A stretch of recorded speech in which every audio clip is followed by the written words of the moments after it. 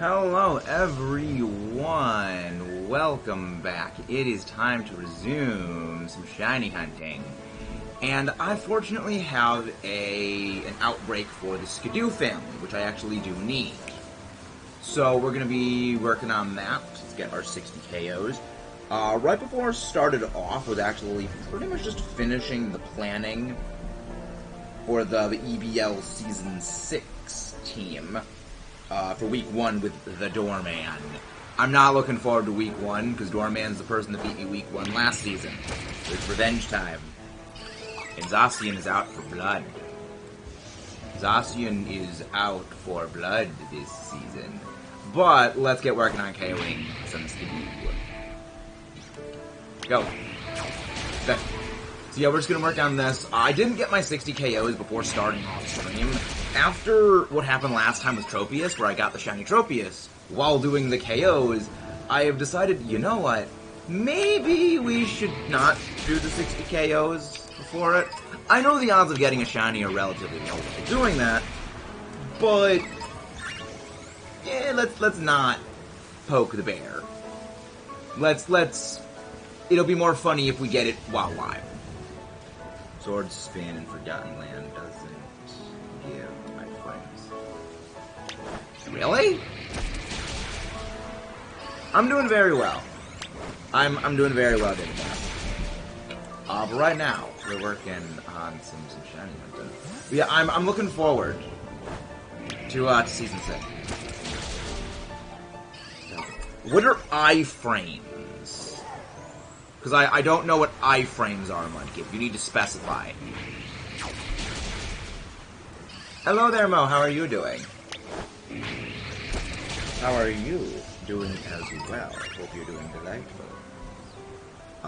Teal Mask is going to be here in a few weeks. In a few months. In a month or so. You can't get hit during iframes. Oh, invincibility frames. When you said iframes, I was like, you can't see Kirby's eyes? I was a little confused by what you meant, so. Because if you meant invincibility frames, like, oh, I know what invincibility frames are. That's what Hammer does.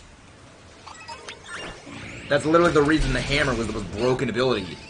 In like well, then again, they deliberately made Hammer overpowered in the other Kirby games. It's deliberately meant to be that. That's right. It's gonna be great. I'm looking forward to seeing the Teal Mask and everything like that. I honestly have a feeling the Teal Mask is going to be a lot like what the Isle of Armor was when it came to Sword and Shield, where you're gonna get a Sinnoh starter when you first head there. So I have a feeling that's what's gonna happen, and then when it comes to, like, other stars, you'll be able to get it later. It's gonna be great. I'm 4. Hello there, Omar. How are you doing today? How is Omar? Hope that Omar is doing absolutely delightful today. I am doing quite well. Hello there, Blorb. I'll be for Blorb. That is 30 KOs so far, which is good. Not 30, that's 25 KOs. My multiples of 5 was incorrect. That is not fun. I actually once stepped on a piece of glass myself, so I feel you on that. Not fun. Not a fun experience for Maxus when that happened. The Rock. Okay. Well, I guess when it comes time to hunt Rock, I know this will probably be a decent spot to hunt it. I'm not seeing any of them. Not seeing any of the Rock Dead. That's not good. That's painful. Little. Yeah, this is like a bit of a decent spot to hunt for Rock. Go. Oh wow, you gotta level up from those. Yeah, because this is not my level 100 Volcarona that I use for competitive stuff. That Volcarona is still in the PC because it's on one of my battle teams. so I can't bring it out, still have it be on the battle team. So we're using an alternative Volcarona, which we've been using for a while. Garlic bread. Garlic bread is delicious. No idea how to make garlic bread. Turns out I screwed up a little, but it's okay. Yeah, I mean, learn and practice. It is a gradual process of figuring out how to do it correctly. But I do love garlic bread. Very good. Garlic bread is very good. That was something else. Oh, speaking actually of Kirby and the Forgotten Land Mudkip. So, what happened with Metroid Dread also happened with Kirby and the Forgotten Land. So, it seems at this point, regular OBS is possibly no longer viable as a recording software when it comes to Switch games. At least for me with the way the computer is. Because it keeps cutting the audio out. So, I guess I'll just be using Streamlabs OBS for that. Once I return from work, all teams are ready to be at night. It's gonna be interesting to see everything that comes back in the Teal Mask. Yeah, I had a feeling that all of the starters were gonna be returning for one fairly major reason. Like, the backlash from Sword and Shield not having all the starters was palpable, and it would just be stupid to not have them all. And plus, the other thing is, when they started doing the starters via Terror Raid, they're like, okay, they're bringing them back. They're bringing them all back. Hello, Maisie, how are you doing? One of the mods go grab Maisie's link. Hope you are doing well, Maisie. Am I imagining things, or did I see a shiny cricket guy? You might have been imagining it. I don't think Nimble can actually spawn around here. You were probably seeing Flittle. Because I don't think Nimble can even spawn in this area.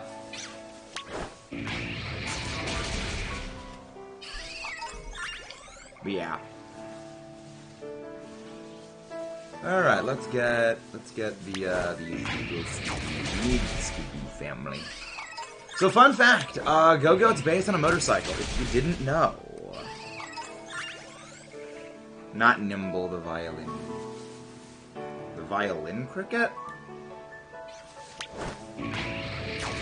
Oh, Cricketot? Or Cricket? Yeah, Cricketot. Cricketot's not in the game. Unless you meant in the trailer. Yeah, I don't... Cricketot is not in the game, unless you meant, like, in the DLC trailer you thought you saw one? You gotta check out the new patch. Kaizo didn't really do well for the channel when we did it. I might eventually get back to Kaizo, though. Depending on how stuff goes, I might actually eventually return to it at some point. So confused about the last picture of the trailer showing the Sinnoh starters in the Teal Mask. Honestly, I don't think that there's anything more complicated to that about the Teal Mask other than the area is going to be very much based on Japan, and it's going to be the same thing as what happened with the Isle of Armor, where you get a Sinnoh starter when you go to Kitakami. Like, I think I think it's nothing more complicated than when we go to the first DLC area, you're going to get a starter you're going to get a Sinnoh starter. I think that is the depth of what that it was. Okay, have fun, Maisie. See you in a bit. Yeah. I don't think it's anything more complicated than just if you get the Sinnoh starters as like your starting partner for there. Remember, in the Isle of Armor, you got one of the Kanto starters for like starting up. Okay, so I don't have any regular tomatoes. I need to go grab those.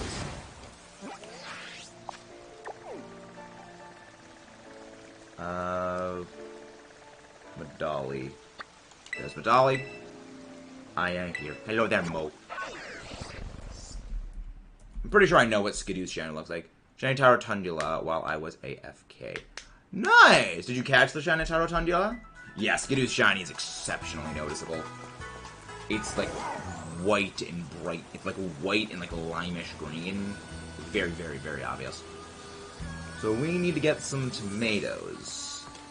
We need some tomatoes. Please tell me this is where I can get tomatoes. No! Do not get tomatoes here. I always forget which of the places is the ones that has the tomatoes. Maybe it's Deli Grisgio? Oh, prosciutto, avocado... No! Useless. Muda. Give me the... Is this the door?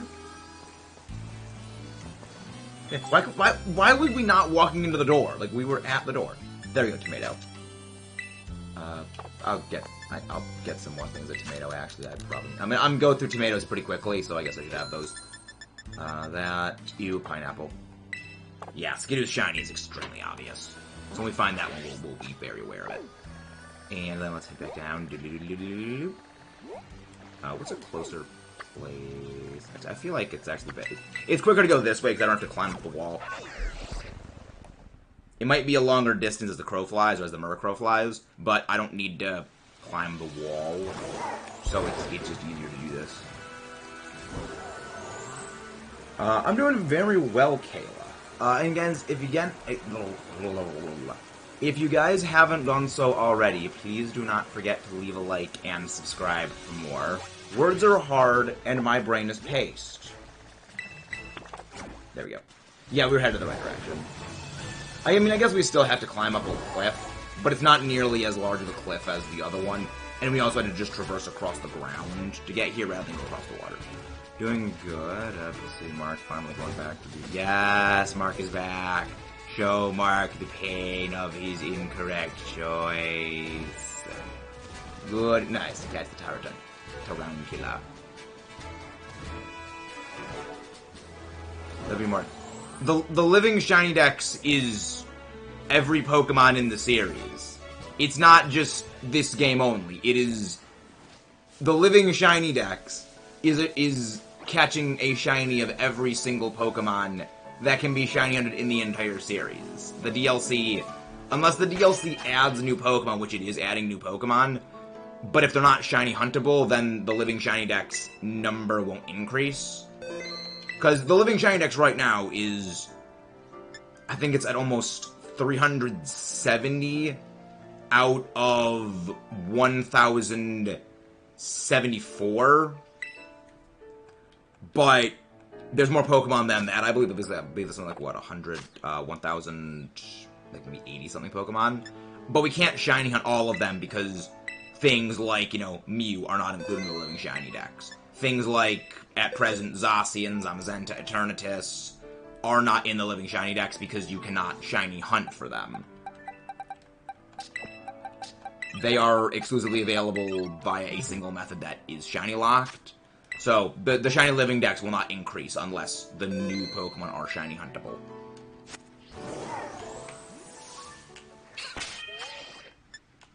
Is that a shiny over there? No, it's not. Okay, save the game right, I get it. Good. Focus, focus. Focus, you small brain. There we go. Okay, picnic. Grass sandwich. I believe that's lettuce is the ingredient. I believe it's lettuce. Mode. Yeah, I have enough for lettuce. Tomato. Oh, no, I think it's only two things of that. Tomato, onion, and bell pepper. Yeah, some is the burger. And then two things of bitter Urban Mystica. Hello, James. How are you doing?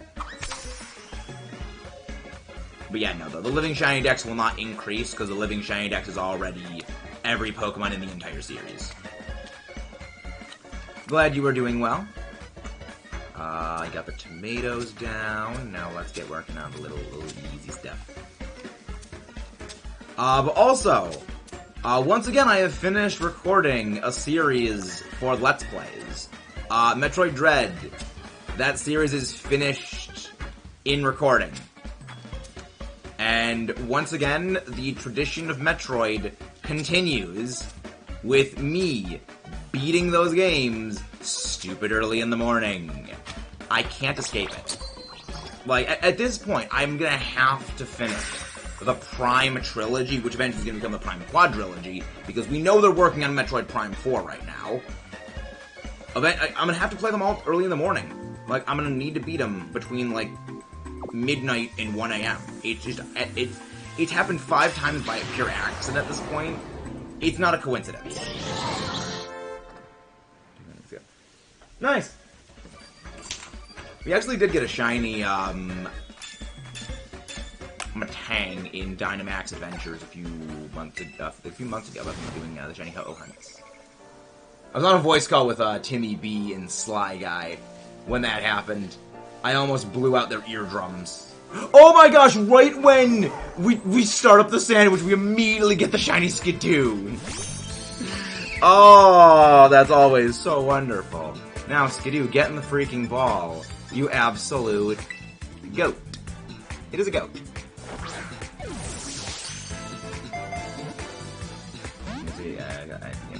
I mean, we're all scatterbrained. All of us are scatterbrained. I'm fairly certain you have a recoil-inducing move, so I'm not going to risk that. Good flip. Yeah, it's a shine that sticks out like a sore thumb. Honestly, if we can get the shine, that would be great. That would be freaking peak. That would be peak shiny time. If we end up getting both of the Skidoo before the sandwich finishes, we're going to go the Lag Tree Forest and see if we can get Fungus. But Fungus is one that I'm pretty sure that I'm going to miss to that one. We don't know how much lore there's going to be adding, though. Because we thought there was going to be lore with Legends Arceus. Did not add much lore. Legends basically just compiled the lore that existed throughout the entire series so far, and added a little bit with Enamorus, but that was basically it. And Sword and Shield really didn't add that much lore with its DLCs. So I am holding off on the certainty of whether the lore will be added. I mean, again, I love lore, but I take it with a grain of salt. Imagine being able to focus with me. I mean, I have ADD, so I honestly feel you on that. That is a freaking mood. That's one of the reasons why I do enjoy streaming, is that it lets ADD mode just go absolutely full tilt with negligible consequences. Like, it's the best way of saying it. It's not, without consequence. But the consequences are negligible. Fungus is not at Lake Casaroya. The best places to get Fungus are outside of Medali or Lagtree Thicket, but I already have all the grass types around Medali, so I think I'm going to go to Lagtree Thicket for our place for shiny hunting it. But, again, Lagtree Thicket, not a good place to go. I do not enjoy hunting in Lagtree Thicket. Do not enjoy that.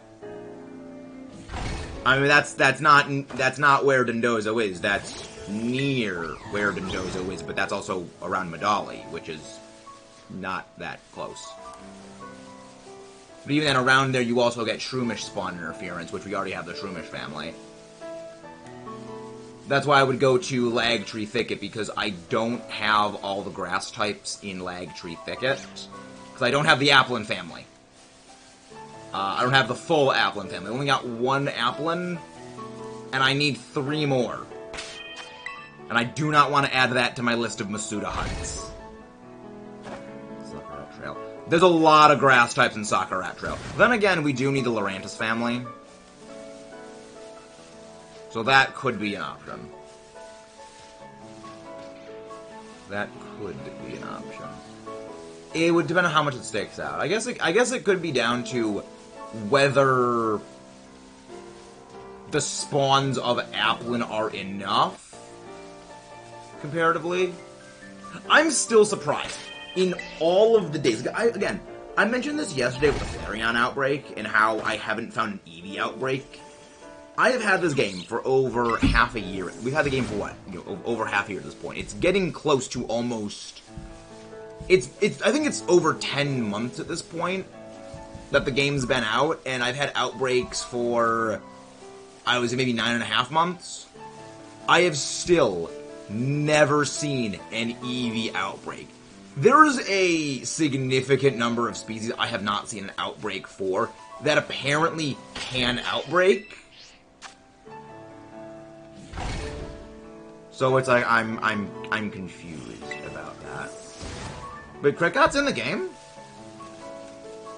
I don't think Cricket's in the game.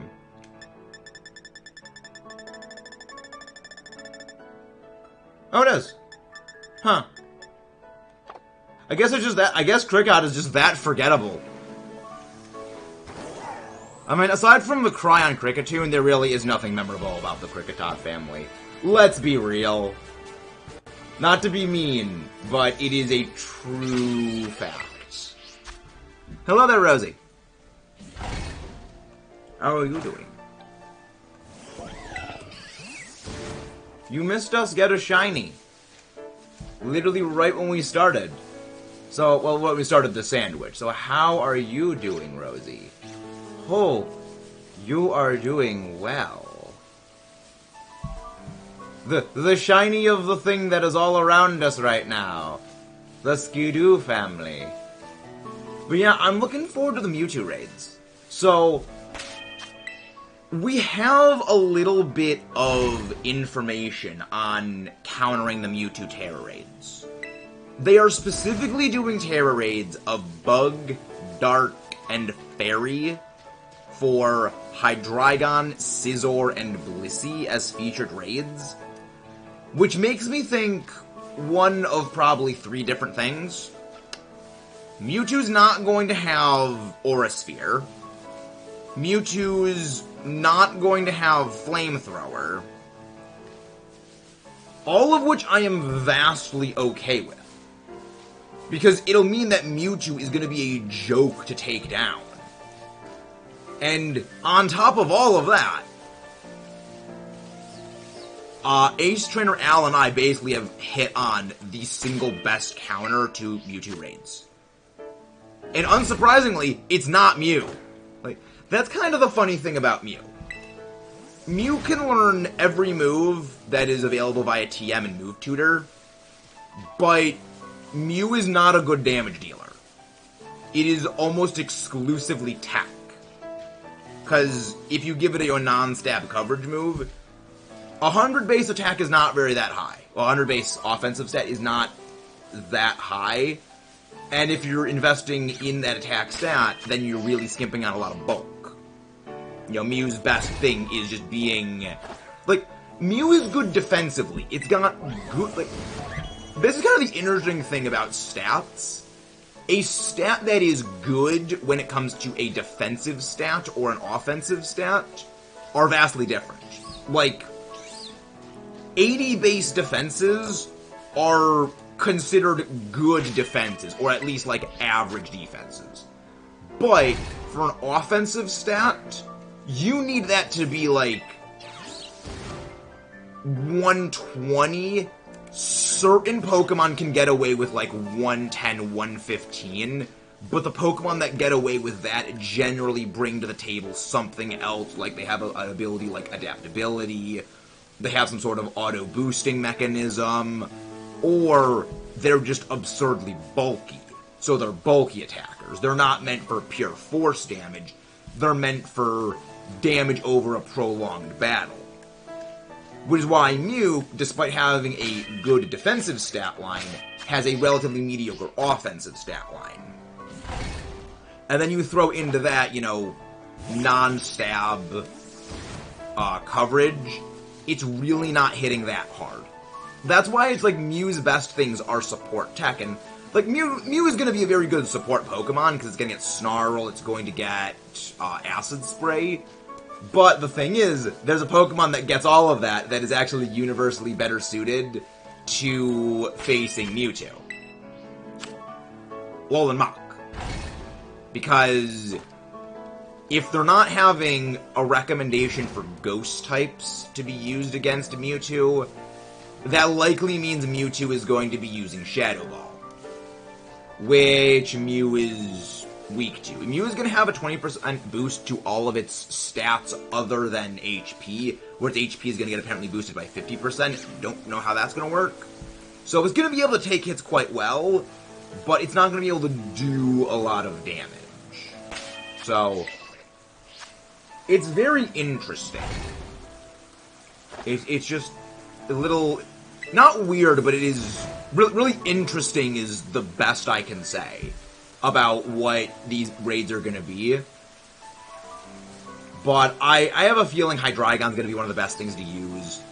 Scizor is looking very good. Scizor is looking quite good.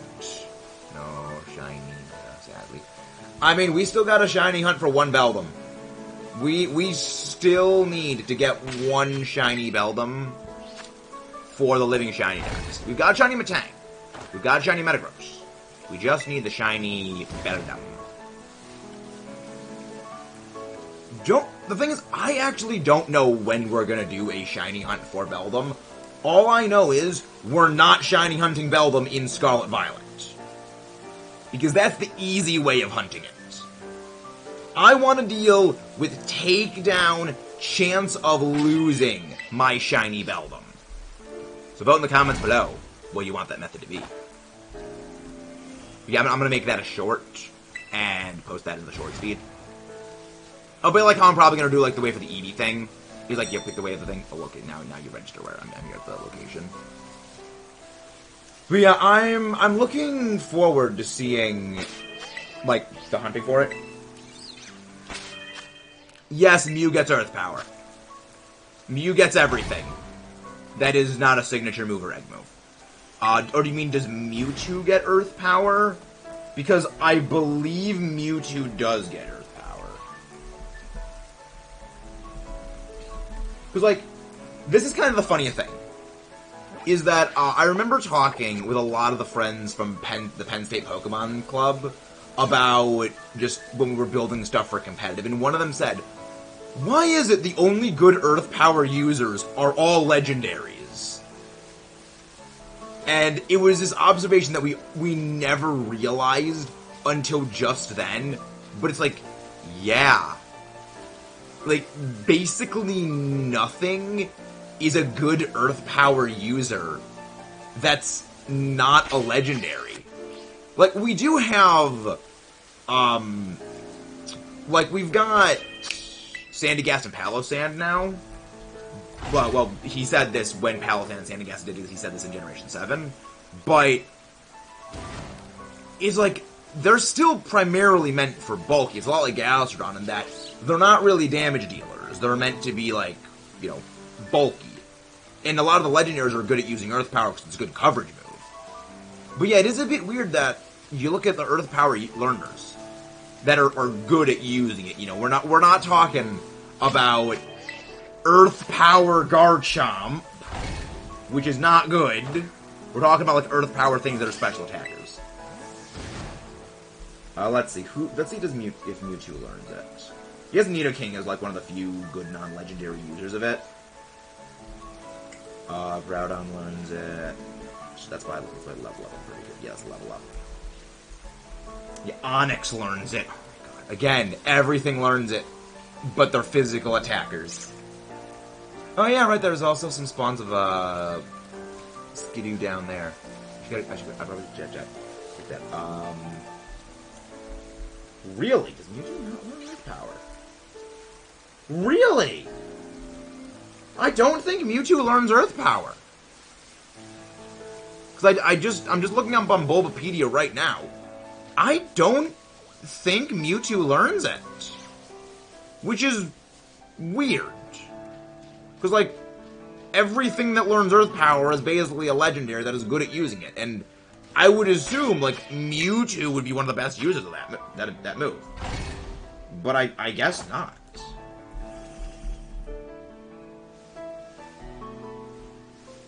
Yeah, no Mewtwo. Mew gets it. Mewtwo doesn't. That's weird. I would have expected that, but no. Like, Mewtwo gets Earthquake, but it doesn't get Earth Power. So, Maybe they will give Mewtwo Earthquake to deal with Alolan Muck, but I mean, that would still be relatively weak. My cat doesn't want me to shine any P. She keeps trying the cat traits. See, that's why I'm a dog person, Rosie. That is why we go with the doggo. Doggo, best friendos. Doggos are best. Mudshot. Yes, Mudshot. Mudshot's what, like... Mudshot, I think, is like, what, 55 base power? It's very, very weak. That is only slightly stronger than just a neutral non-stab hit. That's... I think Earthquake might be more likely for Mewtwo in that case. But again, if they're recommending Hydreigon and they're recommending Bug for Scizor, both of those absolutely body ground. Unless that's specifically why they're recommending it, because they are going to give it a ground move.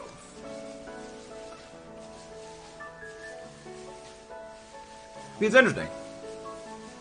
But if they don't give it Aura Sphere, which again, I don't think they'll give Mewtwo Aura Sphere because they are specifically recommending Hydreigon with Dark Terra type. Which makes me think it's no Aura Sphere. Which means Urshifu Dark is going to go hard. Like, automatic critting. I mean, Mewtwo doesn't really have many forms of defensive setup. But I'm pretty sure it does get Barrier at least, but that's not really a good move. Defensively at least, it's only a single stage boost. No matter what are the world is thinking. I think, honestly, what they're doing is they were deliberately wanting to make Mewtwo not that difficult. Because it's been a very common and a very valid complaint about the Terra raids that, especially level 7 raid bosses, they're just kind of unfair. They automatically lead off with moves before you can do anything. They will set up like 2-3 moves at times and just balloon their stats into absurdity. So for Pokemon people are not the biggest fans of, that's not too terrible of an issue. But when you bring in something like Mewtwo, which is, you know, a big fan favorite, and you make it not fun to actually, not fun, not enjoyable, and you make this massive barrier to get Mewtwo, that is gonna piss people off. Barrier is a Psychic-type move that increases your physical defense by 1 stage. That's all it does. It's basically Harden. Well, it's just a Psychic reskin of the move Harden. So, it really doesn't do much. Unless it's like going for, like, Reflect, but even then, Urshifu still crits through that nonsense. But yeah, I think that Mewtwo's probably not going to be packing, like, Aura Sphere. I think it might go like Shadow Ball, Side Strike, maybe Calm Mind or Nasty Plot. Maybe Earthquake, maybe Work Up if it gets it. I could very much see Mewtwo going with a mixed moveset, but I don't know, it's like, it's weird. It's like, I think they are making this Mewtwo very easy. I think that they are deliberately making Mewtwo an easy target, because, again, it's Mewtwo, it's extremely popular, and if they screw up Mewtwo, they're going to piss people off, and that is going to be a very hard battle to, like, win the goodwill back from people. You know, you can do 99% of things perfectly correctly. Everyone loves it. But that one thing you do wrong can break all the goodwill that's been accumulated. So, they're probably are like, we need to not be asshats when it comes to Mewtwo. We need to make Mewtwo easy to win, so people can get their Mewtwo, because they want their Mewtwo. So, I think that they're probably going to go a bit easier on us with this. Which is why they're probably not going to give it Aura Sphere, which again is based on things they've recommended. I don't think Aura Sphere is going to be too likely. I'm most interested in seeing what your rewards are going to be, because you're getting Terra Shards. I'm hoping you get a lot of Terra Shards for it. Again, guys, don't forget to leave a like and subscribe if you haven't done so. You didn't miss too much. You missed us getting a shiny Skidoo, though. Like, I'm hoping you get a crap ton of Terra Shards for these raids. I'm hoping you get not just like 30 for a single Terra typing, but I'm hoping like 10 Terra Shards for multiple typings.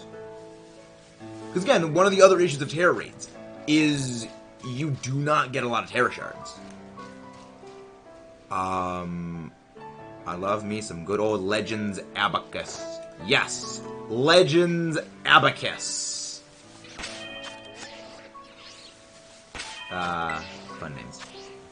Man, there's something you might want to worry if teams go down. Don't worry! I've been making adjustments to the team. I'm very aware of the problem I'm very aware of the problem that Goldengo poses. Regieleki is not very common. And I have ways of dealing with Regieleki. I am thinking of actually adding on one Pokemon to the team that would actually deal with both of them. But to add that member to the team would require the swapping out of likely Iron Bundle. Which, I love Iron Bundle. Iron Bundle is good. Iron Bundle is wonderful. But I have been noticing Iron Bundle has not been pulling its weight nearly as much.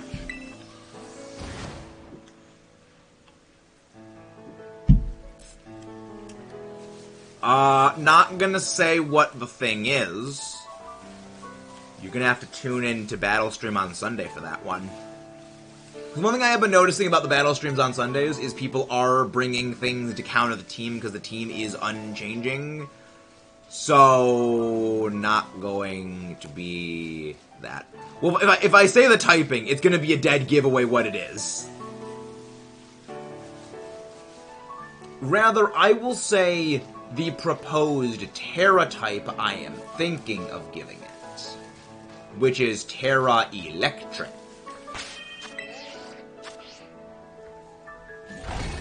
Yeah, I'm not gonna say what the typing is. Well, the thing is, I mean, I could say what, like, the starting letter of the initial typing is, because there actually are more than a few types that actually share that same letter. But I think it's more fun to say, thinking its Terra type is gonna be electric, and let you go from there. I don't know if that resists ghost, it is unique typing. It's not Ursaluna. I will say that front and center. It's not Ursaluna.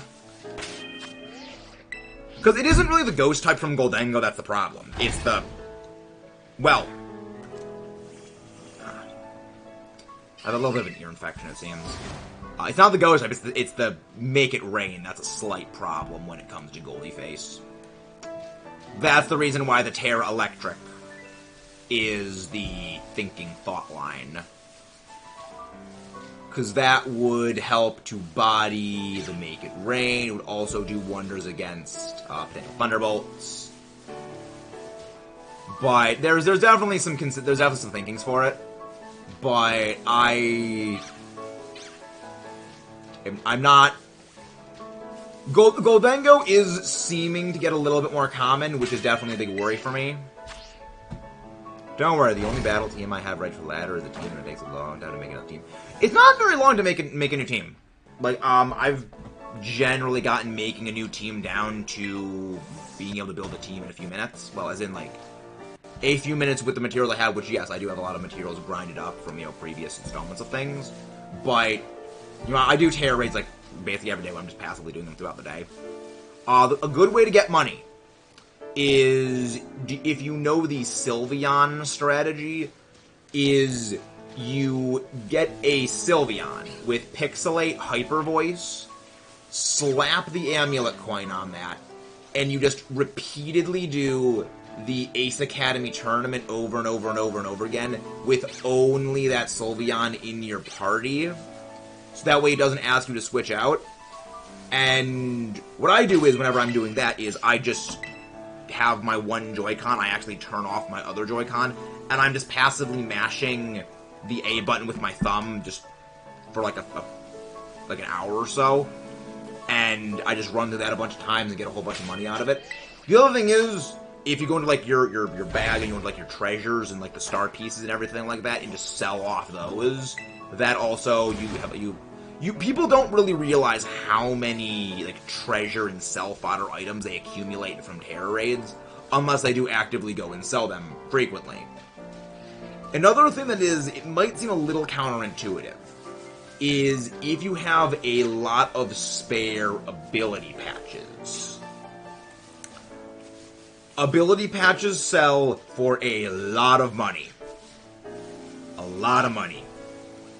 And now, yes, someone like me, I've got probably 80, if not more, ability patches from how many terror raids I do, so I can just probably sell off, like... I could probably sell off 60 ability patches and be completely fine. But I know most people probably don't have that many. Well, I know most people don't have that many, because I raid compulsively all day. Not all day, but, like, I will raid compulsively while just, like, editing videos. And I just accumulate them. But generally, sell-fodder items is good. You accumulate the feathers, which also you can sell. We can use those for effort value training. Experience candy.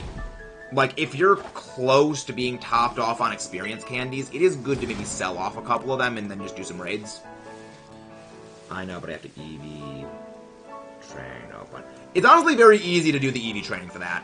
Because remember, you can just use vitamins, and also the wings, to get the EVs on that correctly. Again, it's one of those things where it's a little bit of time now that saves hours in the future. You know, if you put in, like, 15 minutes to prepare the just Destroyer Sylveon to go and just break the Ace Academy tournament, it saves you hours down the road in money grinding. So it's like, a little bit now, saves a lot in the future. What can you render randomly when it drops? Hello there, Micah Cumberbatch. How you doing? Welcome in. I recommend Alolan Muck. It's one of the things I recommend right now. There may be some changes to that going forward. We're gonna have a video all about the best counters to it. But the safest one seems to be Alolan Muck right now. I will run a lot more of the numbers later, but I've been running the numbers for a bunch of things lately, and it's coming out consistently towards the top. But also, if you guys haven't done so, please don't forget to leave a like and subscribe for more. The Mewtwo counter guide video is probably going to be coming out in a few weeks, you know, more closely to the actual Mewtwo raid release. But, yeah, I'm working on that right now. I've got a couple projects right now, one of them being fixing the gyms of Black and White 2, because hopefully, you know, before we get Black and White 2 remakes on the Switch, or just Unova remakes in general, gonna want to get that out. But yeah, it's gonna be good. I got a lot of plans for things. Because with finishing Metroid Dread as a Let's Play, in terms of, like, needing to record it, I just have to go edit it, but there's really not that much more to edit with it. I've pretty much freed up a pretty significant portion of my Let's Playing schedule, because we've got, 4 episodes of Metroid Dread already posted. Based on how much longer I recorded, I would say there is 5 more episodes minimum, which is an extra 2 weeks, considering upload cycles. Yeah, I've got like a month before I need to record anything for that series. That gives me a bit of a break time. It's good. Happy to help. My level 9 Mew has helped my team by cheering. Yeah, if you're not really well leveled for things, the best thing to do is just use the support cheers. Also, do not do multiple attack cheers. They do not help. The damage increase from one attack cheer, it doesn't increase if you do multiple attack cheers, so it's kind of not worth it to do multiple. I believe different people using the attack cheer does increase damage, but the same person using multiple attack cheers does not do anything. Which is why it's generally best to just go for the heal cheer. Yeah, the heal cheering is honestly the best one. There is very minimal reason to use the attack cheer. The heal cheer is just by far the best. The only thing that would make the heal cheer better is if it was like a consistent heal value, where like it always restores like 75% of your health. Because there's been times it restores like a quarter of your health, and then times like it's just a full HP restore. Aw, dang it, I thought that Skidoo was a shiny. I thought that was a shiny. Unfortunate Ripperino Extreme Decappuccino. Yeah, the Just Heal cheer is the best cheer of everything. It's peak cheer power. But yeah, I'm looking forward to seeing the Mewtwo raids. I am honestly a little worried, though, all things considered, when it comes to the Mewtwo raids, for one reason. That if this is how they do the legendary releases for everything. And the main reason for that is all of the level 7 mightiest raids, they're all shiny locked. So, no shiny hunting legendaries if that's the case. But I don't... Realistically speaking, I don't think they're gonna do that. The main reason is, one, just timescales wise. There's, even if you assume, like, lowball it, 3 legendaries per gen for, 8 gens, and then they do, 1 legendary every 2 weeks. That's gonna be literally an entire year of non-stop raid events. That's not gonna mesh well with the starter terror raids, and that's not even including that there are vastly more than just 24 legendaries. There's a lot more of them. So, there's probably on the order of maybe like 70 legendaries at this point. They would have the raid schedule booked for probably 2 years. If that, if not more. If they did this the way of legendaries. I think this is exclusively for Mewtwo, because it's Mewtwo. It's Mewtwo. It's kind of a special place of Pokemon. Wait, to make the guide until the raids start, so you know what the special surprise... Oh, we already know what the special surprise for Mew is. We've known what the special surprise for Mew is for about a week. Mew's gonna get a 50% boost to its HP, and it is going to get a 20% boost to all of its other stats. That is what the special surprise for Mew is. And then when the raid finishes, Mew's gonna have the mightiest mark. Which realistically doesn't actually help Mew all that much for the raid.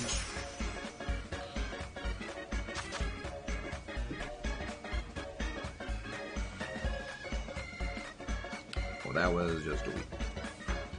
Well, I mean, the other thing is, it was data mined well in advance. It was data mined over, I think 2 months ago that was something that was going to be coming. No, and then it was confirmed relatively recently. So yeah, it's just going to be a slight stat boost on the Mew, which, all things considered, isn't really going to help it that much. It's going to make it able to tank hits better, but it's going to make it a good support Pokemon. It's not going to be a good, damage dealer. It's going to be better... The thing is, it wasn't a leak. Leaks are rumors saying, oh, this person said this. This was a data mine. One of my friends actually had to kind of explain the difference to me, but a data mine is... The code for it already exists within the game proper. They just dug through the files and found that this data is present within the game. And they said, yeah, this is the text that displays for this thing. Data mines are much more reliable than leaks, because data mines are... This is already within the game's coding. Whereas leaks are just, oh, this is a rumor someone said. I hate you. Oh, Chi-Yu. Ooh, AV Chi-Yu. Chi-Yu is something spicy. Dark red moon. Or Fluttermane. I don't think that Chi-Yu needs to worry about Fluttermane. Remember, you're already resisted. You already resist... Well, you don't resist, but you're already only neutrally damaged by Fairy, and you resist Ghost. As well as you don't have your special defense cut by Beads of Ruin. Unless you're thinking, like, either Power Gem or Terra Blast, Water or Rock. Well, then no one really uses Terra Rock. It's a very bad typing. All the water types, yes. Okay, but the water types right now are defensively terastallizing into water. They're not using water type attacking moves. They don't use water offense. The main water offense right now is like Urshifu, who eviscerates Chi-Yu regardless. What do you think of the new legendary Pokemon? We don't know enough about the new legendary Pokemon. We simply don't know enough. Yeah, I don't think AV particularly helps Chi-Yu, and I think Chi-Yu... Well, then again, Chi-Yu is, like, Protect is kind of useless for Chi-Yu because Urshifu bypasses it anyway. Then again, it is helpful against, Ursaluna. People on Showdown said should run that defense scheme. Remember, people on Showdown are not the most in the know of things. It also depends on what part of the ladder you're at. A lot of people on Showdown generally are not the most helpful at times. They are also possibly trolls, so... I take generally what is mentioned on Showdown with a bit of a grain of salt. But Assault Vest doesn't realistically help Chi-Yu, because you generally resist the big special attackers as is. They resist the big special attackers, but if you're terastallizing on your Chi-Yu, like, reflexively against Urshifu, it's not really fixing that Chi-Yu's low physical defense is the big weak point that Urshifu can kind of really pressure. It's more to do with the stat line of Chi-Yu than the typing of the Chi-Yu. Showdown of Pikalytic. Yeah, like, Pikalytic, Showdown is a good simulator for, like, running matches. Generally, I take the commentary of people on Showdown with a grain of salt, but Pikalytics is good for, like, these are stat reportings of it. Like, because Pikalytics compiles what is being used in what quantities. Let me go, I want to check Pikalytics right now just to see what stuff is at. Yeah, Fluttermane is continuously getting higher in usage again. Terrifying. Let's see what Chi-Yu's at right now. Chi-Yu, 18%. Yeah, they're very, very few of them are running Assault Vest. Assault Vest Chi-Yu is slightly over 2.5%. The next least used item is Focus Sash at almost 7% usage. On Showdown. Let's go check out Switch Ranked. For Chi-Yu. Chi-Yu. 11th most used. Choice Specs, 50%. Sash at 16%. Leftovers at 3%. AV at 3%. Sash Chi-Yu, I would say, was crazy, but then Urshifu happened. I would say when the Urshifu Nation attacked, Sash on most things kind of became less relevant, because Urshifu, at least, well, Rapid Strike Urshifu hits 3 times, which bypasses Sash, and also Scurvy. Yeah. Leftovers Chi-Yu, I'm just like, what are you doing with Leftovers? The only thing I can think of for Leftovers Chi-Yu is that it's like Terra Water Chi-Yu, or like Terra Ghost next to Gastrodon. Like, that I have several questions about Leftovers Chi-Yu. Man, what do you plan on doing the day before the DLC releases? Still Shiny Hunt. I really have no special plans for what we're going to be doing the day before the DLC releases. I really have no special plans. Endure. Yeah, I guess Endure would actually work against Urshifu. But that also means you have to run Endure. Which is not a good move. Because Endure and Protect do not stack. So, like, you can't use Endure, use Protect. Use Endure, use Protect. It's... The likelihood of failing is because the more you use one, the more... The likelihood of the other failing is if you use in succession. You make a video. Oh, that's what we're going to be doing. That's what we're going to be doing if we go to the regional. The thing is, I can't record the regional matches. Because the regional matches are in person. And... can't bring a capture card, and you can't record the matches, so... It would mostly be just like a vlog about, oh yeah, here's what we're doing here. Here's, guy I'm playing against, had a good game, here's what happened with it, here's, the game's good. And then it's like me talk about, like, oh yeah, this is what happened at the end of the matches, each of the time, not discussing there, of course, because again, people could overhear things, and that's not good. I can't really show the actual matches,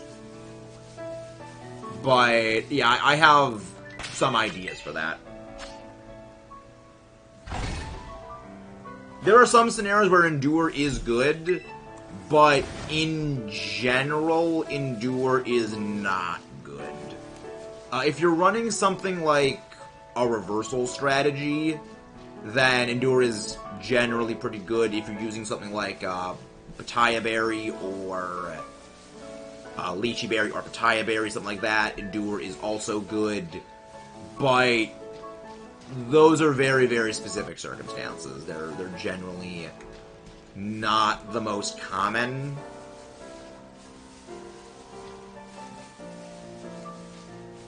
So it is something like I remember in the EBL, Sly Guy used Endure Blaziken for baton passing, but that was specifically so he could use Endure and then set up. Yeah, the thing about regionals is they generally go for big cities. So that's the thing. They do have events online where you can earn CP, so there is that. But I mean, the other thing is, I do sort of hate saying this, but I am a bit hesitant about going to regionals. Again, in a few weeks. So, the main reason for that being, again, the absolute fiasco that happened with Worlds. My kind of worry is, will people turn out? What will happen to the regionals? Like, will they, shut the regionals down? Like, what will happen with it? So, it's kind of this scenario of I don't really know what is going to go on with the regionals, and whether or not they are going to be still happening is a bit of a worry I have.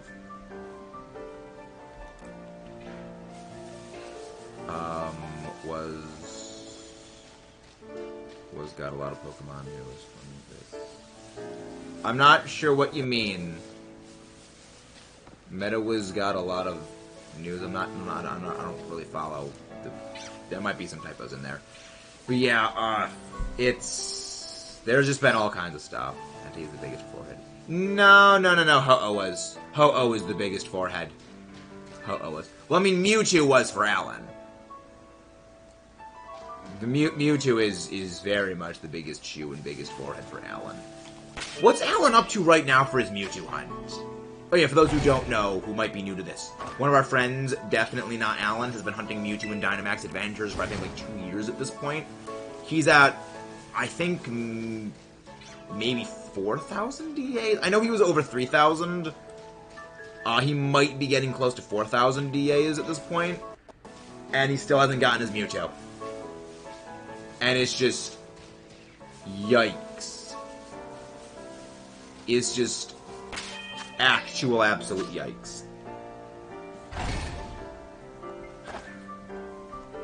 That is just an absolute yikes. I think we'll get... Yes, we will be getting a Paradox track and a Paradox them. Because I remember saying we're likely going to be getting them in the DLC. Leechberry, Endure, Unburden, Counter, Sneasler. It does not work with Counter. There's the Skidoo! There we go, there's the final Skidoo we needed. Let's go! Another shiny. Bites the dust. Now get in the ball, Skidoo. Get in the ball. Little sparkling thing. Yeah, Reversal is better. Reversal is probably the one you meant. The issue with that is priority moves completely eviscerate that, which would not be good. Generally, you don't want Sneasler being at low health. You generally want Sneasler to be more topped off with health. Psychic Terrain. Yeah, but Psychic Terrain can be removed. Psychic Terrain is removable. And Psychic Terrain also is not exactly the easiest thing to have, because you need to use Indeedee or specifically have a Psychic Terrain setter, which... generally not good. You know, Indeedee's having both of them just so happen to have Sacred Fire. Yep, both of them do have Sacred Fire. Honestly, Sacred Fire on Entei is the only thing that saves it from the same, like, fate as Flareon, which, speaking of Flareon, we're going to be making a video about how to fix Flareon and making Flareon good. You know, what Game Freak could do. Armor Tail affects your side of the field. Armor Tail does affect your side of the field only. It does not affect the opposing side. But that is definitely a call. Armor Tail is by far a better strategy than it is to use Psychic Terrain, because again, they're always around Psychic Terrain.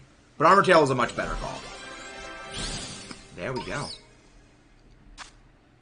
And that is Skidoo finished. That is Skidoo finished. Depending on how long we got... Okay, we got 20 minutes left. We're gonna go to Sakarat Trail, I believe. We're gonna go over here. There's a few shinies we can get here. We're just going to... Pittsburgh. Potentially Toronto as well. It depends on, like, if we can work the stuff out for those. Again, we might be going... There is no assurances right now of guarantees. Wheezing drops. Strategy won't work. Well, when Wheezing drops, Unburden is also not going to work. Oh, no, Deerling. No. Alright, we're not hunting around here for that. Deerling appears. I honestly am uncertain whether or not Wheezing with neutralizing gas will still be effective when it comes to the release of it, if it comes back to the game. Because the thing that really made it good was that you could pair it up with something like Regigigas, but you don't really get that. Yeah, there's a lot of stuff around we've already gotten spawns, we've already gotten shinies for.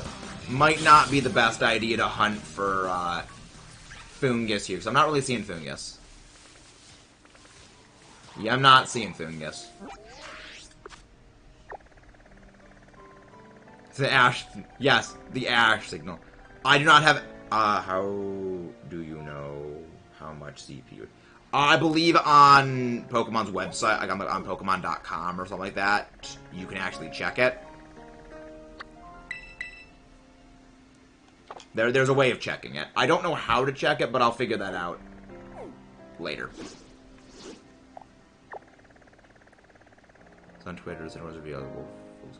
Oh, again, I was anticipating Incineroar was coming back months ago.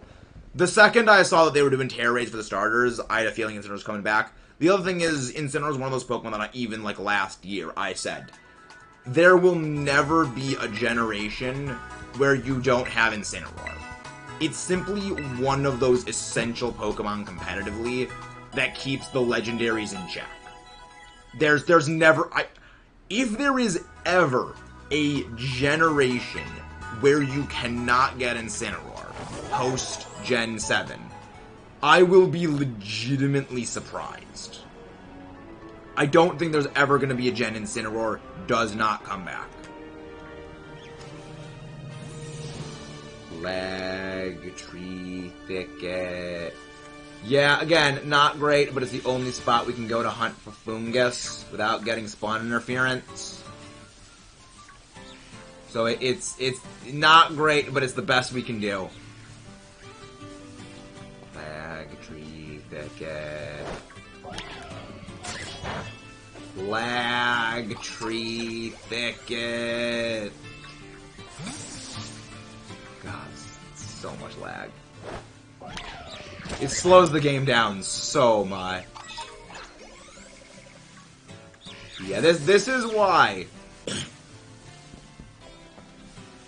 This is why when it comes time to hunt for a Moongus dedicated, we're probably doing Masuda. I mean, that also because I want a 0 speed IV1, but likely a Moongus is going to be a dedicated Masuda hunt. I'm more than okay with a dedicated Masuda hunt for that thing, because I am going to be using that a lot in competitive. I've never watched South Park. Yeah, dedicated Masuda hunt for this, I would not be opposed to. Pikoko. No, Pikoko is not my favorite starter. It's probably my second or third favorite starter. My favorite starter is Infernape. I do love Pikoko though. Pikoko is very good bean. But yeah, no, that honor belongs to Infernape. And I really don't think much will ever be able to come close to Infernape. The funny thing is, Infernape wasn't even my first starter. My first starter was Pipple. Well, the Empoleon family was my first starter I ever picked. And then the next time I played Sinnoh, I actually picked Torterra. So the last of the Sinnoh starters I ever used was Infernape. So it has nothing to do with nostalgia. Which is kind of a good thing, because I do actively go out of my way to just destroy nostalgia. Yeah, for those who don't know, I will deliberately, if I know I will have nostalgia for something, I will deliberately go out of my way to destroy any degree of nostalgia. To have to basically rebuild liking something from the ground up. The main reason for that is, I am very adamantly anti-nostalgia. I believe nostalgia generally clouds judgment on things and holds back from being able to enjoy things to the fullest extent. So I will go out of my way to kill my own nostalgia for things. There's no other grass type in the bamboo forest besides the slush room. Really? I thought that there were some in here. I just got shiny Lickitung and Pogo. Nice. Very nice. Yeah, but no, I've never watched South Park. Oh, I guess it is. Yeah, there's a lot less lag in here. So yeah, this actually is a far better place to hunt for it. This is a far better place to hunt for it. I mean, ideally, I would love to get a marked 0 speed one, but getting a marked one is with 0 speed is like we got marked shiny 0 speed Electros. I'm not pushing my luck. Like, I'm not gonna push my luck on that. Favorite shiny is Gigalith. I'm probably gonna make a video about my favorite shiny Pokemon, but interestingly for me, I honestly don't really care about the actual coloration of shinies as much. For me, it's more, does the color scheme still work? You know, that's why, for me, it's the change in color does not matter. It's, does the color scheme still work? Which is why, like, I legitimately like shiny Zapdos. I legitimately love that color scheme, and think it works. The little bit of the darker yellow, the more golden color, I think just works more. You know, like, I don't, that's why, like, I don't think Garchomp has a horrible shiny, because it's still based on the same color scheme, and, like, the color scheme still works. It's not like it's a shiny that makes me physically uncomfortable to look at, which there are some of those that do make me physically uncomfortable to look at. Namely the Piss Jackal. One of which is the Piss Jackal.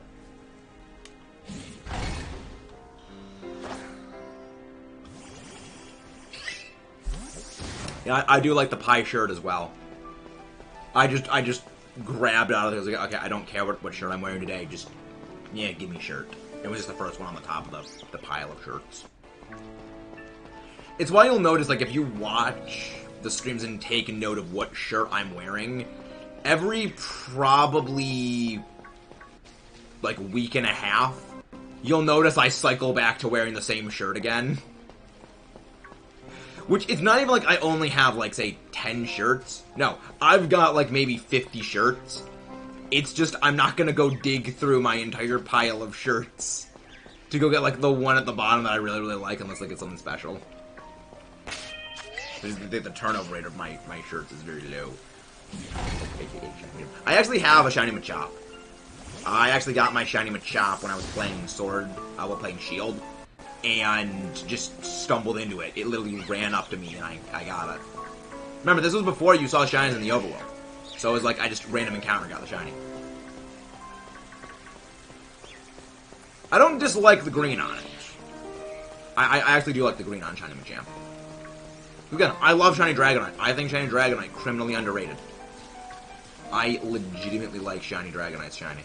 It's a good shiny. It is a genuinely good color of green. It's your high school. It's kind of sad. Well, you've got college to go to, unless you're going to trade school. So, don't be excited. High school was far better than college. High school was far better than college. What's the Mudkip doing? The Mudkip is doing the Mudkip things. The Mudkip is doing the Mudkip things. Now, I'm still gonna need to shiny hunt the Mudkip family at some point. I already have one shiny Mudkip. I've got, well, it's a shiny Swampert now. But it was a shiny Marshtomp that I actually got when doing Dynamax Adventures. It was the same day that I got my shiny Kartana, because I got 4 shinies that day, but that is already evolved. So I'm gonna need to shiny up the Mudkip family. No, I only need 2. I need 2, not 1. Remember, living shiny deck.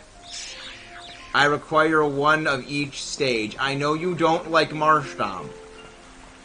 I know you don't like it, but it still exists. We still need an entry for that in-list. I know you despise Marshtomp, but we still need to get it for the living decks of the shinies. It doesn't existed. No, it existed. It does existed. It does existed. It bites the dust, though. Yeah, I think it is better to do the KOs while live, unless I get, like, multiple outbreaks of things, in which case I will generally probably do some of those off-screen. But this is good. This is actually pretty fine. Thanks for having us. Yeah, we are always there to stick it to the man guy, Sly Boomer. We are always there to stick it to him. I'm looking forward to fighting him. I'm hoping Sly actually doesn't lose in the EBL so he can lose against me. So I have a plan for taking him down, because I've got Galarian Darm. I have the absolute biggest counter to his precious Zygarde in the form of Galarian Darmanitan. And I've still got Gyarados, which, like, doesn't body it, but Gyarados with Intimidate does definitely wreak havoc on it. I got Gastrodon. I still got Gastrodon. Like, Gastrodon was, like, I do not understand how people do not take Gastrodon quicker in the EVL. It is one of the best Pokemon. Well, back in Generation 8. Now it lost Scald, like, it's still good, but it's not, like, as absolutely just destructive beyond compare, because Scald no longer exists as a general move. Volcanion still gets it, but it is exclusive to just Volcanion. Just like, yeah, I'm just zoning through this player. Okay, I had a bad team last season, Mudkip. My team last season was complete garbage. Like, that team was terrible. I drastically overestimated how good of a Pokemon Kartana was. I have learned from my mistakes. I have picked a better team. I have Zacian. I have Galarian Darm. I have a plan. I mean, I also did get very unlucky. Like, missing that Will-O-Wisp. That screwed me. The missing Will-O-Wisp was a big problem. But also this time he doesn't have Mamoswine. He does not have Mamoswine, which is a very good thing for me. Because it means no more Ice Shard. Yeah. The way that they did the EVL this season, I actually really like what they did. Which is, there's one division, but there's technically still two divisions, but it is one pool of Pokemon, so you don't have two people getting Zygarde, two people getting Mewtwo, two people getting this, and this. There's only one of every Pokemon in the entire thing, which, again, so there's not two Mewtwo's again. Because, yeah, last season in the EVL, I had to face Mewtwo twice. Week 3 against Timmy B, and then Week 5 against Lionheart Plays. That was not fun. But now I don't need to deal with Mewtwo twice. Like, I think NateTube or it was either NateTube or yeah, I think it was NateTube is the one that got. I'm not drafting Fomantis and Spinarak. Well, Spinarak isn't even in Sword and Shield. It's back next month. Well, what's back next month? You mean the Mewtwo? We're talking about the EVL. We're talking about the Elite Battle League draft, which is back in Sword and Shield. I'm pretty sure NateTube is the one that actually got Mewtwo, which I'm completely okay with. I am completely okay with NateTube getting Mewtwo.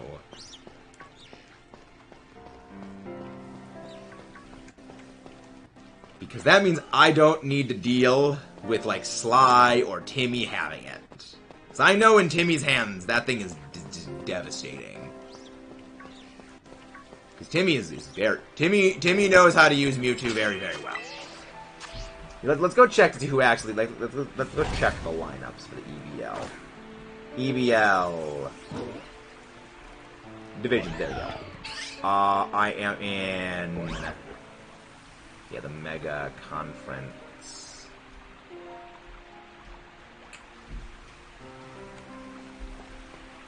Dynamax Conference teams. Yes! NateTube is the one that got Mewtwo. Yeah, he got Mewtwo, and he got Galarian Articuno as his legendaries. Which, for me, and Togekiss, is what we like to call free real estate. That is absolutely free real estate for Togekiss to come in, for Togekiss to set up a nasty plot, for it to Dynamax into Max Airstream, and then to just start Shadow Ball. But my idea, so basically Mewtwo, created from the future, be Mew and Ditto. What if two Mewtwo did a fusion dance and became a Mew squared? That'd just be Mew 4, because 2 squared is 4.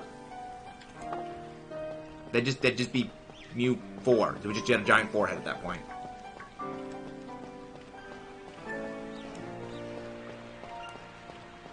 all of its stats are just, it's every single stat point is special attack, and it's got a 1 in everything other than speed, and its speed is like 120. Yeah, I saw Togekiss is coming back. Yeah, I saw the list of the Pokemon that are all returning. I'm most excited actually for Alola Ninetales. Because that means that snow teams are definitely going to get a big boost. Because right now, if you're running a snow team, you got to run either Chilly Reception, Slowking, or you are running Abomasnow. Or you're running Tornadus with Snowscape. There's no Roggenrola with this light for me. Yeah, there is no Roggenrola, unfortunately. Maybe the list of the stuff is not fully completed, and maybe there's still more stuff. I'm still thinking there could be some stuff that we don't know is going to be returning yet. But, yeah. I'm thinking that there's going to be more stuff coming back. I'm looking forward to seeing the stuff. Like, Alola Ninetales is going to be fun to have, because again, Freeze Dry, I've said before, Freeze Dry is one of my favorite moves in the entire series. And it's a good user of Freeze Dry. One playing a Shiny Gigalith would be crazy. Just there, yeah. I love Shiny Gigalith. Shiny Gigalith, best shiny, and I will die on that hill.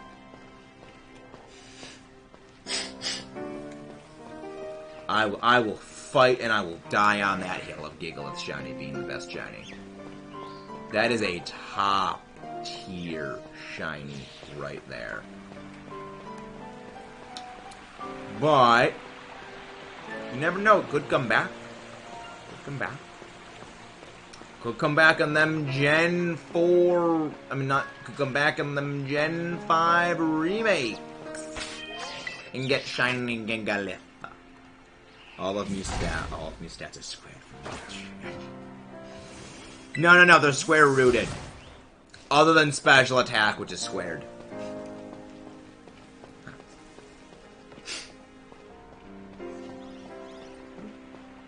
I don't have a nosebleed. I get nosebleed so often that, like, I can feel when there is a nosebleed coming, and I feel like I'm getting one. Oh, yeah, I guess there is. Yeah, Wait, is that a shiny? Wait, is that a shiny? I think that's a shiny Cricketune! No, get away. I think that's a shiny Cricketune! Wait. Yo, it is a shiny Cricketune! Yo! Oh my gosh, that's glorious. You know what? We can run away. It's perfectly fine. It's fine. Don't forget to leave a like and subscribe, guys. For more. Okay. It stays right here. It stays. It stays. It stays. I just feel like this is a game thing. Yeah, they could have all of them, but here's the other thing. I'm kind of glad that they don't have. I'm kind of glad that they don't have all the Pokemon in every game, because what it does is it gives Pokemon that are generally not good or not as good competitively a chance to shine. So, like, again, the best example of this that I will always point to is look back in Sword and Shield. When Garchomp was gone, Flygon was one of the best things there was. You know, Flygon had its spot in the sun for the first time in what? Over a decade? Maybe a decade and a half? When Garchomp just was gone. And then Garchomp came back, and it dropped dropped into non-existence. Hey, it's marked! Nice. A marked shiny. Marked shiny without a boost, by the way.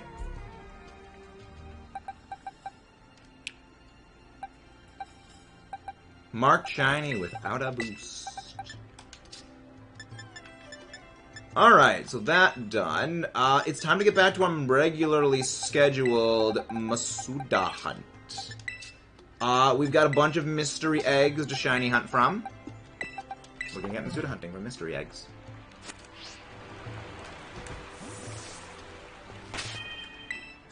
Save the game. No, we have the shiny hunters to make it possible living deck. Damn your ball. Make your living shiny decks dang impossible. I mean, the living shiny decks is not impossible as is. It's just time consuming. It's a time consuming thing. It's not really impossible. It's just, again, a long time. The other thing is there's always still going to be shiny locked Pokemon, so you still wouldn't be able to complete it. It would be neat. It would be neat.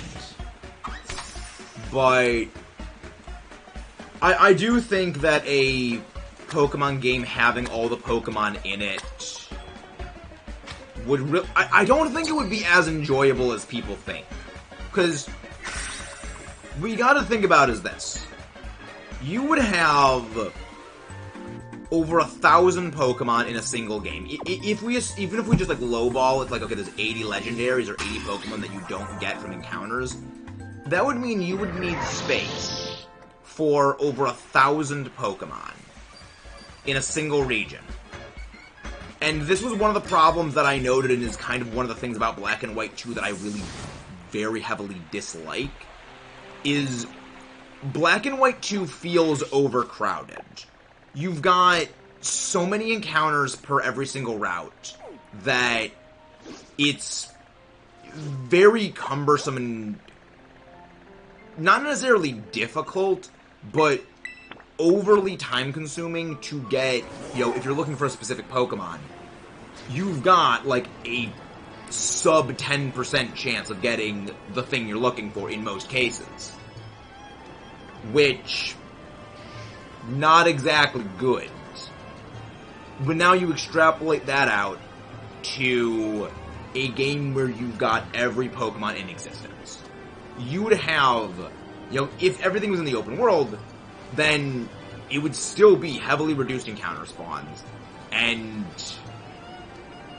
it wouldn't really be conducive to shiny hunting and even encountering, because there would be so many things that could spawn in, but not enough slots for everything.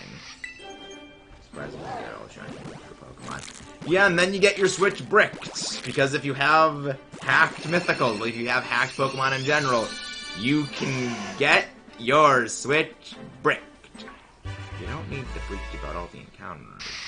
To me. I know, Roost. But now what I'm saying is, imagine your hunt for the Altaria. Now imagine that with the encounter odds basically cut in half, or worse. Just imagine that. Yeah. It's one of those things that I think appeals to people more as an idea, but in practicality it wouldn't,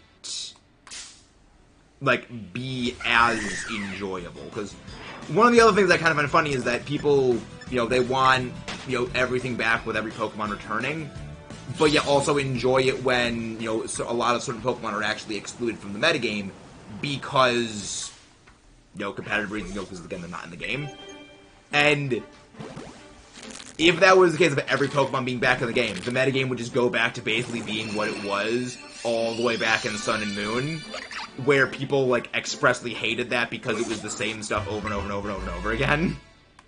It was like, it's one of those things where it would sound nice to have every Pokemon returning, but the practicalities of what it would actually entail would be something people would generally not be as fond of because of a number of issues associated with it.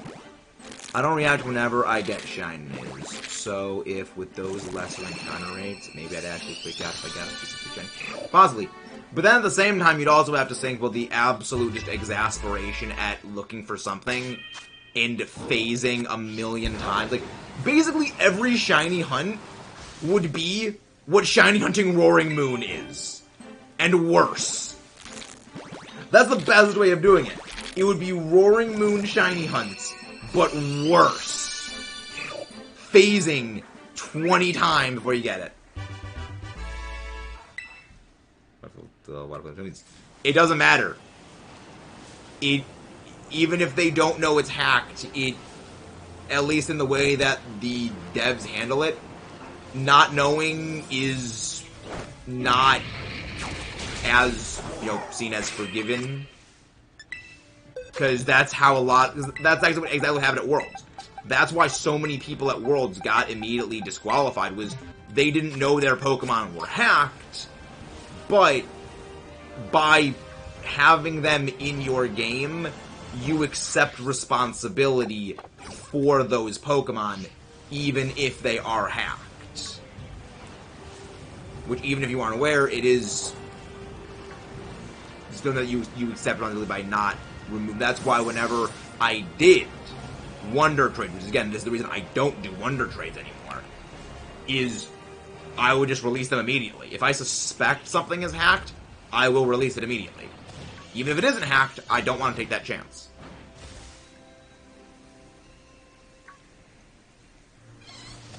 But yeah, there is a, when it comes to genning, there is a zero tolerance policy on the official level. It's also why, like, if people would join in those hacked Terra raids where you got, like, 17 Herba Mystica, those also would potentially have you get your Switch Brick.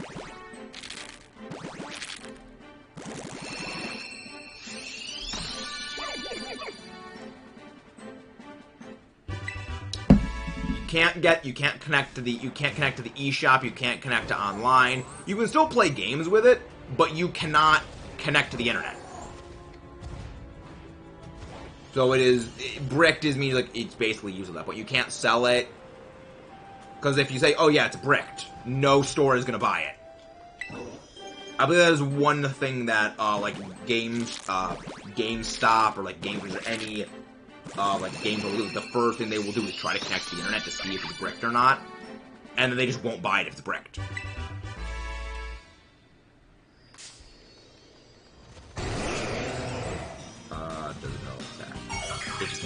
Well, if you catch it, then it's probably not hacked, because unless if you hack the game to put it in the game, and then you catch it again, that's still hacked. It would still show up as being hacked. Because it would show, oh yeah, it's encountered in an area you can't encounter it in, which that's a very obvious hack job. Yeah, there's a lot of ways of being able to detect whether it's hacked or not. And even if they would still be able to detect if it's hacked. Again, that's how they got so many people. They were very comprehensive. No rates. No, I believe it is if you participate in it, like, period. But again, that's one thing I'm a bit hesitant.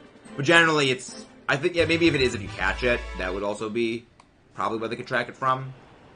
But yeah, again, it's one of the reasons why I just don't catch stuff from Terra raids in general. Like, I'm at the point where I don't need to catch things from Terra raids. Unless I'm doing an Indeedee raid, I will not catch the thing, because with Indeedee, level 5, and I believe, and also level 6 Indeedee Terra raids, is the only way you can get Indeedee female with Trick Room. No, even if it's shiny, I won't catch it. Unless it is a raid that I myself have, as in, like, I go up to my own Terra Crystal and do the raid, and then if it is shiny, I will catch it. But if I join in a Terra raid, and it is someone else's Terra raid, and that is shiny, I will not catch that.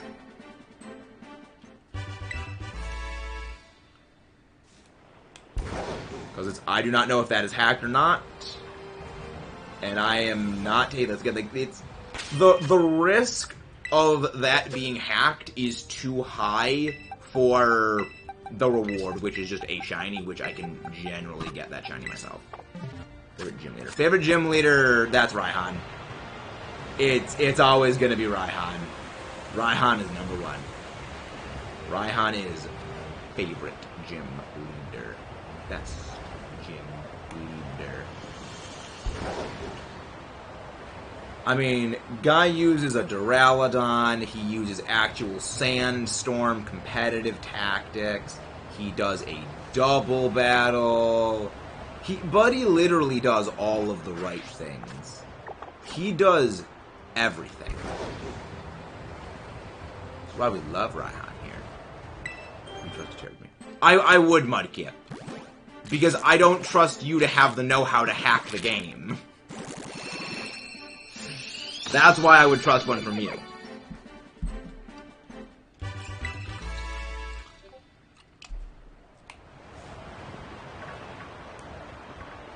It's like why I would trust a Terror Raid from Rosie.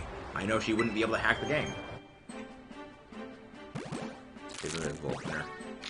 I like the general mood of a Volcaner. He's just... I just want a challenge. I just want someone who can give me a good battle. Buddy's just... Buddy has it too easy. Buddy just wants a battle. Which, honestly, is understandable. Like, I've definitely been there when it comes to battles. Like, I just want battles, and battles with Rosie would somehow hack the freedom.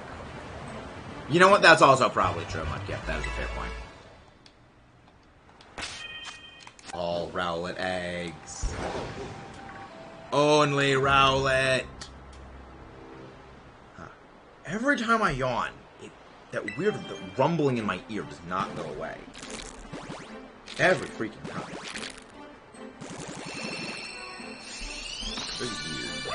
Weird. Rowlet ball.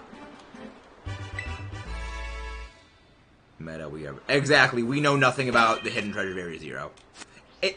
I love how almost all of those eggs were just Rowlet eggs.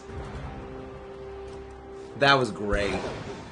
Hello there, Crazy Zebra. Welcome back. Hope you're having a good day. Hope you are having a very delightful day. No, it would make the sparkles. Unless it was the Gimme Ghoul raids, but the Gimme Ghoul raids just didn't have the sparkles for some stupid reason. Again, I think those Gimme Ghoul raids were bugged. I think they programmed the Gimme Ghoul raids wrong, and that's why. Because normally in Terror raids, when you have a shiny, it makes the sparkles. If I am correct. I believe it does make the sparkles. And the Gimme Ghoul, when they were shiny, it did not make the sparkles. So I believe that they messed up the Gimme Ghoul raids programming.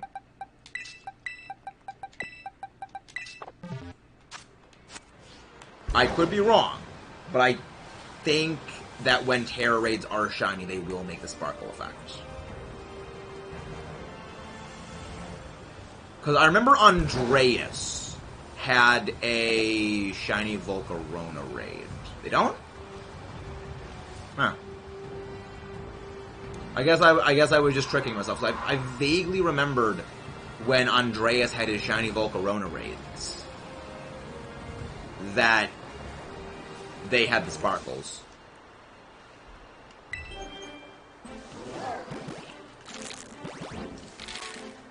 Well, regardless, they need to fix that. They need to add in those sparkles.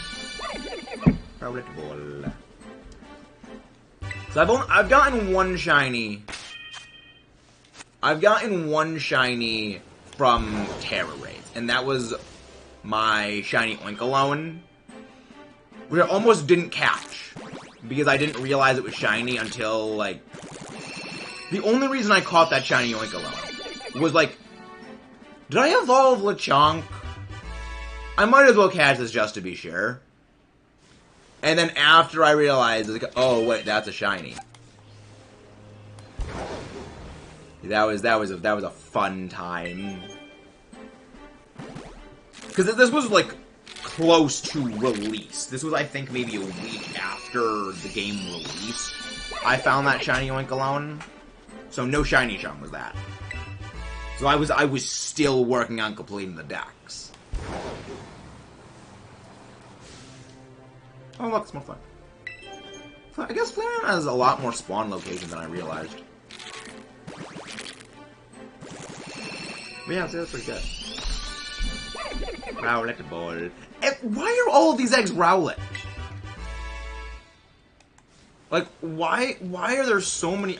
I love Rowlet. I'm just wondering why.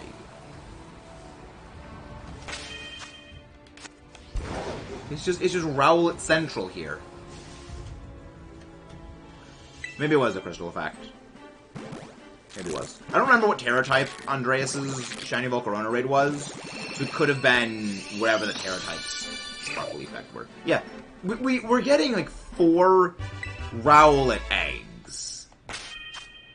But, and then we get one of the other. Like, again, the last one was also that.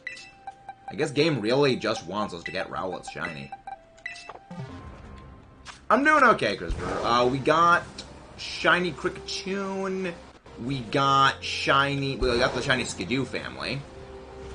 And now we're just working on hatching some eggs, talking and planning about the MEWTWO raids, and just generally relaxing and having a good time.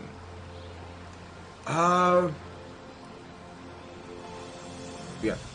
Not certain how long tomorrow's stream is gonna be, everyone. I make no guarantees about that. The reason being, tomorrow, I have my cavities filled. Spoiler alert, it was that, and Terra's not affected by the thing. Yeah, Terra's not affected by the Shiny Charm. Yeah, I have 2 cavities that are getting filled tomorrow. So, make no promises for how long tomorrow's stream is going to be. Okay, from Birdier, we don't need you, we've already gotten your shiny. So, let's go away. Good watching TV. Nice. Yeah, the Gimme Ghoul raids, those were terrible. I ended up getting my shiny Gimme Ghoul. Getting both of my shiny Gimme Ghoul. So, I'm happy. But those Gimme Ghoul raids were bad. If they wanted to do an event, they needed to make the odds not worse than full odds.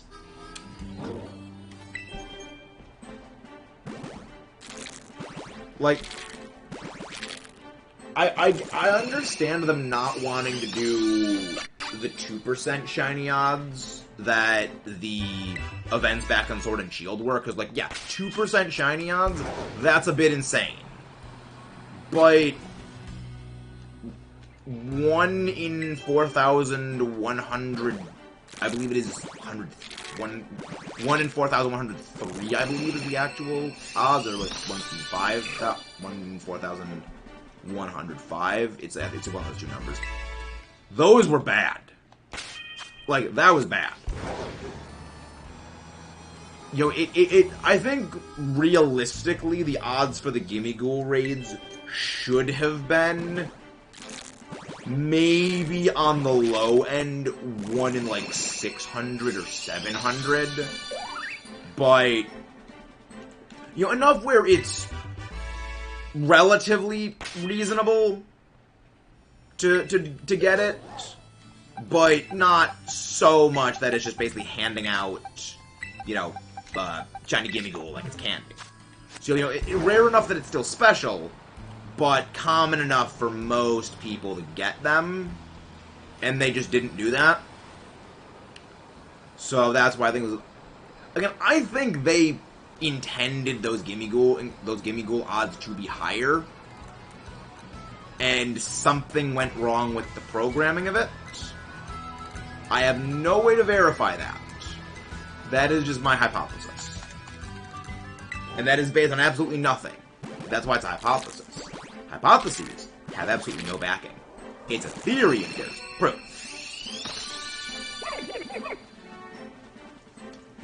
Yep. That's why whenever it came to those raids, I just caught every single one of them. Anytime I did a Gimme Ghoul raid, I just caught them all. Found a 3rd shiny... Exclude penguin. Ice-Skill. I like Ice-Skill. Also, speaking of, that's funny. Like, just that name, Ice-Skill, just... It just kind of has a bit of a funny thing for me. The reason why is one of the enemies in Metroid Dread is called,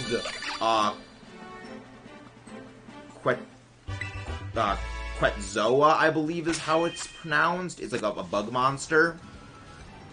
And then there's like a boss version of it called the internal file name for it is like Super Quetzoa. But the boss's name is Exclude. So E-S-C-U-E.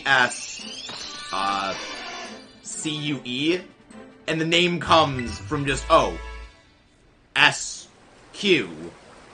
Eskew. And I did not realize that. I was like, I feel so stupid now. Master Ball, Christian Master... Wait. Christian Master Ball and Ice Cube. Wait, you're explaining that, Mudkip. Welcome in, Christopher. Welcome in, Crazy Zebra. Nice, full odds, shiny Nimble. Love Nimble. Welcome in, K-Mega. That's an awesome name right there. What's that, profile picture? I can't really see, because it's small and my eyesight is garbage. Okay, no, that wasn't a shiny. There we go. Recall that. But yeah, I was like, oh, that's why it's called SQ, because its internal file name is Super Quetzoa. And I love that. Oh, yeah, which also reminds me, the internal file names for a bunch of enemies in Metroid Dread are absolutely hilarious. One of the bosses' internal file name is Hard Ass. I love it. It's just like... internal file names for things are actually just very funny. I love it. Because developers will make stuff, like, they will, like, make jokes about stuff. It's Orange Guru. It's my favorite model of the national tag. Yeah, Eevee is a painful shiny hunt. We still need to get 4 more of the Eevee family to finish that family for living shiny decks. Not looking forward to that. But we're gonna eventually be hunting the rest of them. I still need to shiny hunt Oranguru. I want to get a 0 speed one for Trick Room, because that's gonna be great. But it all depends on... yeah, we probably are gonna go for the SOS Eevee shiny hunt. It's most likely the one I'm gonna go for. The main reason for that is it's the most consistent. That you can't really get Eevee encounters in Legends of Arceus. I do not want to play Let's Go for it, because as much as I don't dislike Let's Go, it's just not fun to shiny hunt. And having had to catch so many Chansey for preparing for the Master Trainers, I have no desire to shiny hunt in that game unless necessary. When the little sparkle. Yes. Well, it's a giant armored bug enemy. So, the name of Hard Ass actually works for that. There's a lot of those internal file names for enemies in Metroid Dread that are just funny. And again, speaking of Metroid Dread, we did finish recording Metroid Dread last night, which again, continues the trend, beating Metroid games between 12 a.m. and 1 in the morning. It's a tradition at this point. Like, it's a very weird tradition of the Metroid games where something with the recording goes wrong. And then I beat the thing at, like... why is that thing's tail weird? That thing's tail was bugging out. That thing's tail was just freaking bugging out right there. They're very fun games. If you would like to get a little bit of an overview of them, Christopher, we have done Let's Plays of all of the 2D Metroid games. So a good place to start would be our Metroid Zero Mission Let's Play. That would be an exceptional place to start. Metroid Fusion. I like Metroid Fusion. I get why people don't like it. I get why people don't like Metroid Fusion, but I enjoyed it. I will say it is a bit linear. Well, more than a bit linear, it is the most linear Metroid game. But I don't necessarily think it's a bad thing. You know, again, there are definitely problems with it, but I think it does make sense, considering it was a handheld. Because that's one of the main reasons that the game is a lot smaller than, like, Super Metroid and, Super Metroid, mostly Super Metroid. Because it's a GBA game. You know, you can't really do the same stuff. I mean, yes, they also had Zero Mission, which was a GBA game, but that was based off the existing Metroid, which we just updated, rather than, like, building a whole brand new game. So there's... Which is interesting, because it actually was a number of things about Zero Mission actually did influence things within Fusion that, because of the power grip item, which was added in Zero Mission, that's why in Fusion you can actually hold on to ledges and climb up ladders. Because, like, oh, that's an interesting mechanic we brought in with Metroid Zero Mission. Well, yeah, with Metroid Zero Mission. So, well, we can incorporate that more into this game. Because it makes sense, because in Fusion, Samus loses, like, half of her suit. You know, half it has to be surgically removed. So the suit is far lighter now. Which means, you know, she can pull herself up ladders. She can hold onto cliffs easier without the need of a special power-up, which she lost all of her power-ups when, you know, she had to get the suit mostly surgically removed.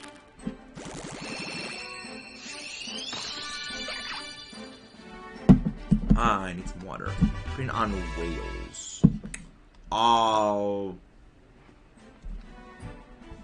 Don't really have much of an opinion on them.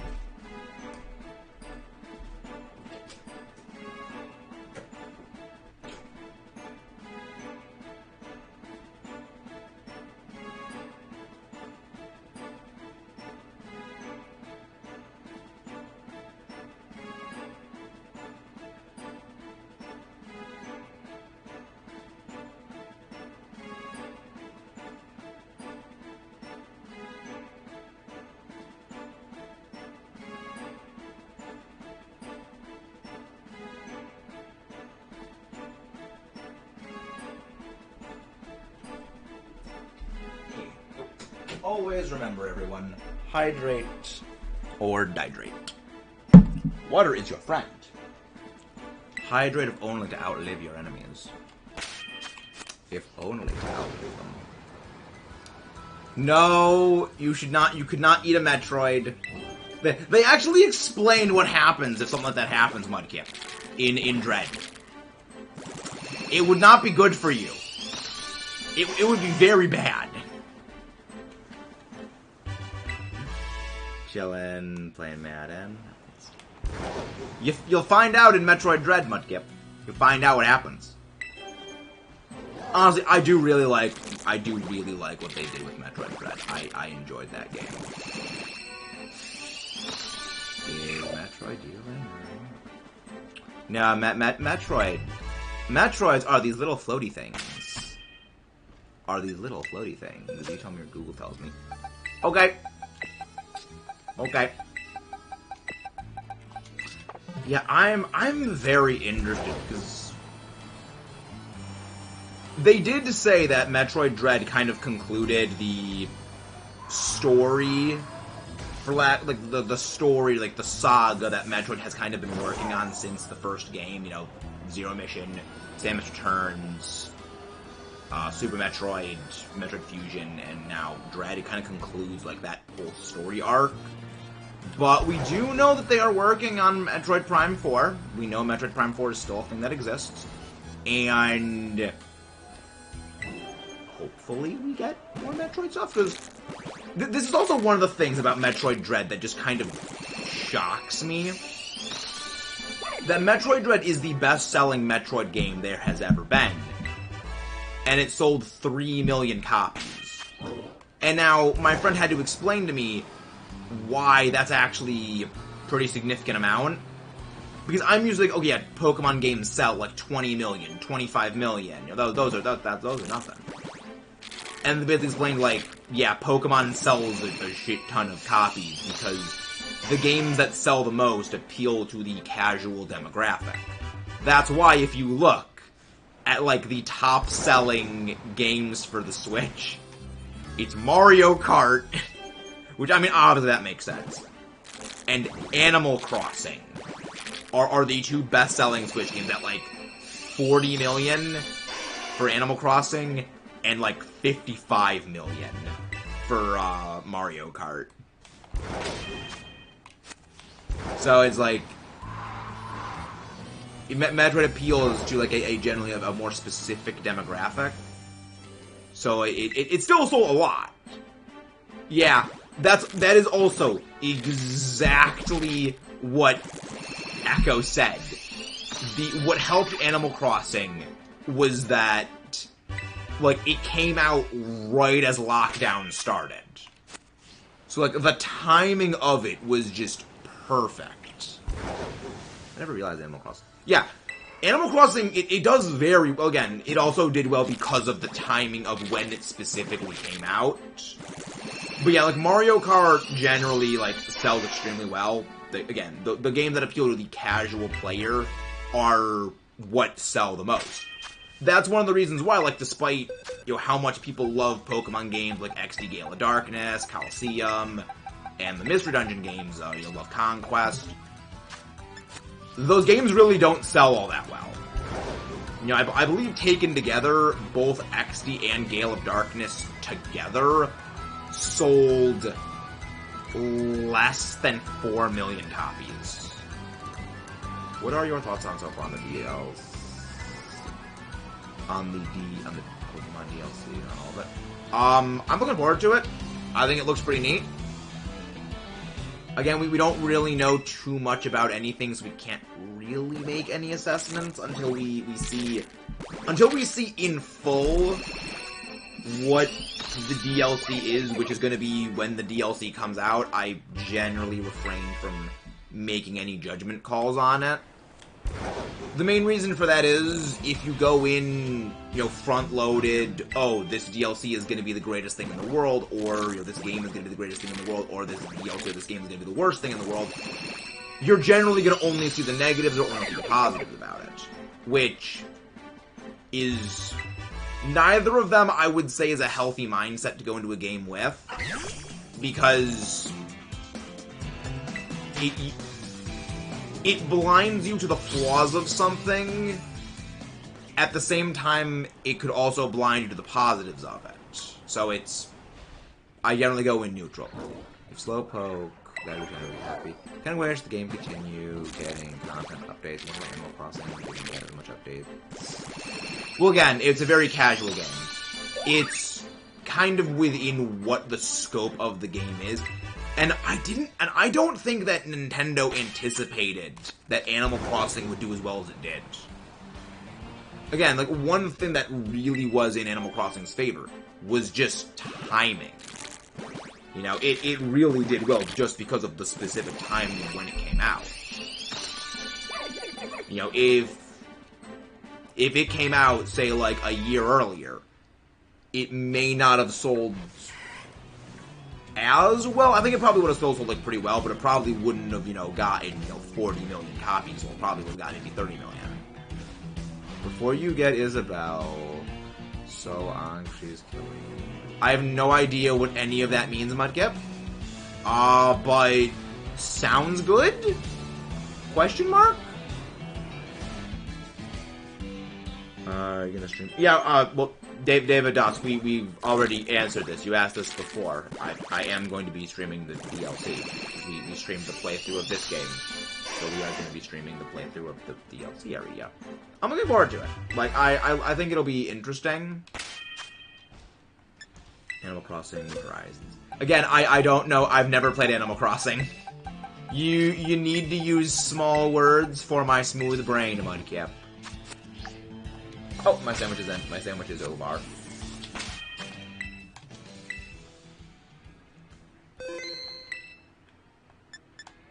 No, not Pokemon Portal.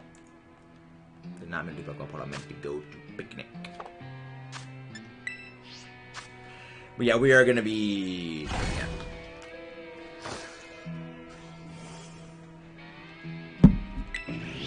Yeah, Sly is meant to make the sandwich. I do wonder, though, when Sly is going to get his shiny female Sprigatito. Because he is statistically over odds at this point, even when you consider the technically more like 1 to 8 ratio that it has. He's gotten, what, 11 male shiny Sprigatito at this point? I think it's 11 is how many he's gotten. So statistically, he is well over odds. I generally consider well over odds to be over odds and a half. So, like, again, over odds plus 50%. It's a joke about New Horizons and Doom Eternal came out today. Oh! Okay. Yeah, I didn't play Doom Eternal. I want to play Doom Eternal. I also want to play Doom.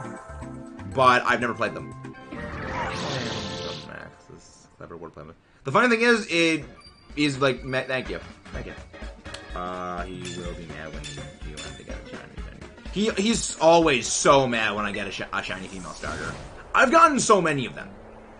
Because again, the trick to getting a female shiny starter is to not be actively hunting for it. It's just let the RNG decide to give you it.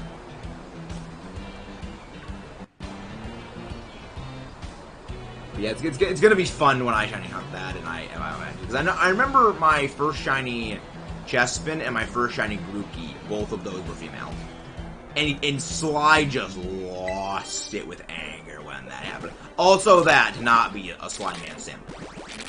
Christian was hunting for a female cat. He got it for his first shiny. Oh, nice, nice. I still need to hunt for shiny Sprigatito and shiny Quaxley. That is still a pair I need to acquire. But we'll burn that bridge when time comes. The first one we hunted was Fuecoco, which again Fuecoco was best starter in Paldea. Love it. Yeah, I mean Fuecoco is my favorite starter that is presently available within the entire game. So there is that. I'm not doing that. If we get it quick, if we get 3 of them quickly, I'll do it off screen for funny. But I'm not going to actively shiny hunt for it. Because, again, I'm smarter than Sly, remember. I'm not gonna fall into the trap.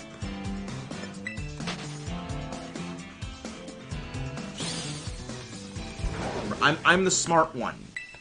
He's the not. He's the Sly, he's the boomer. How many eggs did it take for Christian to get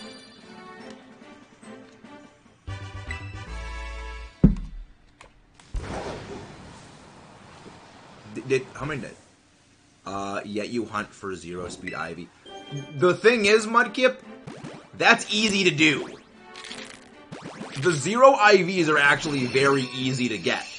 Because all I need is a 0-speed IV Ditto, of which I have, and I just slap the power anklet on it. I believe the power anklet's the one that passes down speed, which means any egg that I get using that Ditto will have a 0-speed IV. And then I use that to breed with my Masuda Ditto.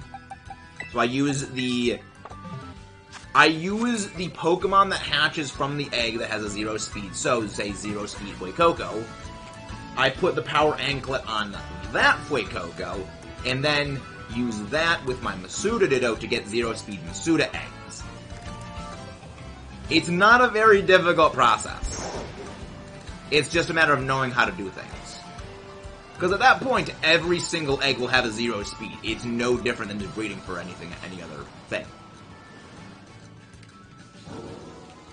No, hunt for shiny not one. Okay, so 20 shinies. I'm gonna go grab a snack if this nerd's talking about anything. Okay, Mudkip. Okay. Yeah, I got a plan for that. I'm also looking forward to the EBL Season 7. Like, I know that we haven't even started Season 6 yet, but I'm looking forward to Season 7 just because I really want us to do some Scarlet Violet stuff. Because I don't play singles, and that's what the EBL is, so it could be fun. It could be pretty fun. I've already got some ideas for what my team is going to be, but I got some ideas for what I'm going to be using against them. Because there are going to be some EBL rule changes. They finally decided to not lump in Articuno with Zacian. Because that was one of the big things. He does have a smooth brain. Because that was one thing that, like, so many of the competitors were said, like, last season, is that, you know, something, like... That was weird, the lights flickered for a second. That was weird. Because I know I think Timmy also said this, and I know a few of the others also said this, is that, like, to say Groudon is worth one of your restricted picks, and then, like, Articuno is also with a restricted pick, is, like, there's a lot of stuff you can do with them, but no one is ever gonna pick something like Articuno when you're giving up being able to use something like Groudon, Zacian, Zygarde, Dialga, Palkia, Giratina, Arceus. Well, Arceus is not in the game, but, like, you get the general idea. Like, you're not gonna pick Articuno when it comes to the cost of being able to take an Ultra Beast, or being able to take, like, Spectre or Urshifu. So, they've made that rule adjustment, which I'm glad for. Hi, Rosie. Hi, Rosie. But yeah, it's gonna be interesting. Yes, the Gremlin is here. Gremlin mode engaged.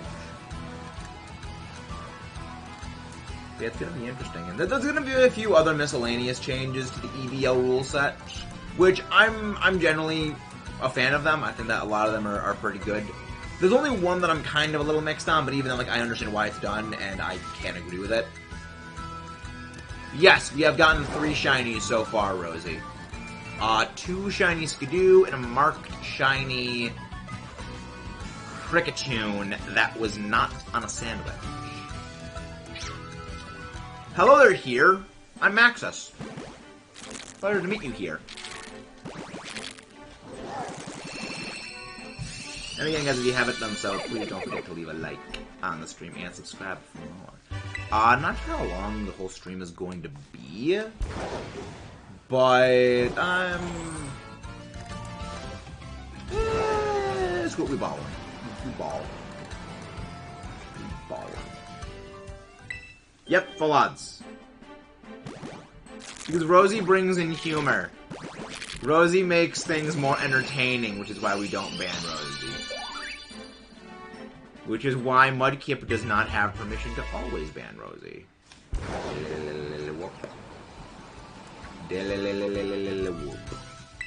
Oh, egg is hatching. That wasn't the encounter with the Mistress. Maybe not the Mistress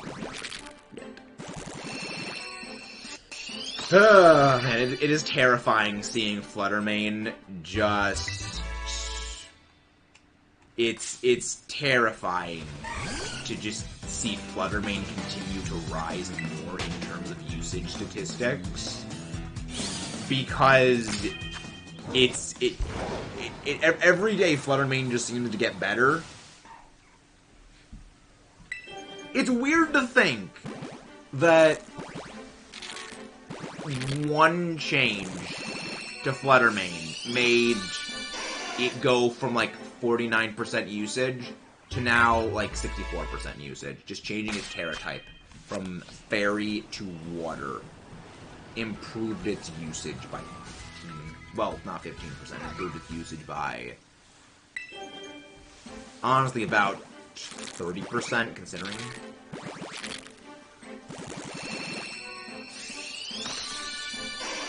I believe the phrasing you're looking for, Mudkip, is either.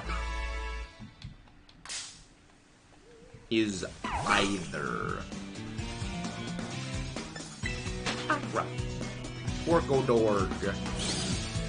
He's a little Rocco-dorg. Good dorg. We love dorg. I need to find a good place to shiny hunt, like just a loop. I need to find a good place to do that where I can just like go like straight lines. Nah, trying to joke around with my name. Yeah, that's not a good idea to change the name like that. Not a good idea. Platoon Sword I haven't played in a while. 3, not online. Not on the story mode. Do Area 0. I do not... I can't do Area 0 because you can't make sandwiches in Area 0. So I have to go into Area 0. After making the sandwich, then when the sandwich runs out, leave Area 0 again. And even that Area 0 is quite narrow, not really a long pathway you can do. I guess I could try the depths of Area 0. Let's go try Area 0. Let's go try the bottom of Area 0. Leveling up my Gyarados. God, I'm loving Gyarados. I have high hopes for Gyarados in the Elite Battle League this season. I have very, very high hopes. I have very, very high hopes for this Gyarados. Main one is that, well, one of most of the people I'm going up against, I think it generally matches and do quite well. But the main one is one of my particular opponents this season. Gyarados, I think, just does very, very well against, intrinsically. Garganacl. Garganacl. God, this place just messes with my eyes. It's so trippy. The Elite Battle League it's basically a league formed between me and a bunch of other YouTubers, a bunch of smaller Pokemon YouTubers, where every season we draft Pokemon teams, and then we battle each other. However, you're not allowed to use items. There's no items allowed. So, it's different than other formats. I think you'd enjoy it. I would recommend giving it a look. If you do !playlist, the Season 5 EBL playlist, for my battles at least, will be up there, and then there'll also be a link to the other coaches' teams, and the Elite Battle League channel proper, which is its own separate YouTube channel. Thank you, Omar. Thank you, Omar. But yeah, I'm very much a fan of that. Season 5, I will say my drafting could have been a lot better. I made a number of strategic errors with the team I selected. But, I mean, semifinals, for first time doing it, coming from doubles, not really used to singles, I would say that is anything but a bad showing. That was nothing but a good showing, I would say. Not surprised what I might get. Sly. That does not surprise me Sly says that. I mean, there's a number of things Sly said that I'm like, I'm not surprised he says this. You have to think at some point Sly is doing it intentionally. I have to think it's not an accident. Because there's no way it's an accident that much.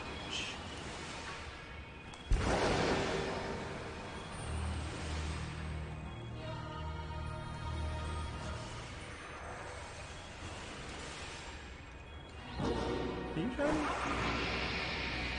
You're not shiny, are you? No, you're not shiny. Oh yeah, right, the Glimmet. Right, they're so high leveled in here because they're like level 60s.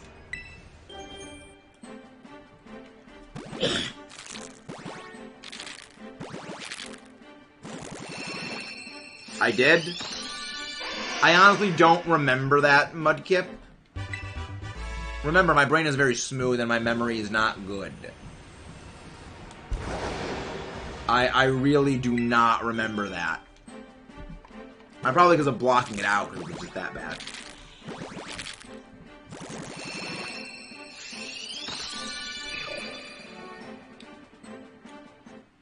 Oh!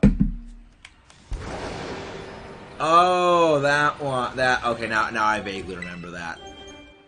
Yes, that was the Oras 2v2 Soul Link series. That's where that was from. That was. I love. I was like, I know Mudkip is gonna. I know Mudkip well enough. He's gonna do that. That was great. Ah, that was fun. That was just fun. I wish that I could see all the clips people have taken from my videos, because you actually can't. But I cannot see those. Oh, so I thought it was shiny. It is not shiny.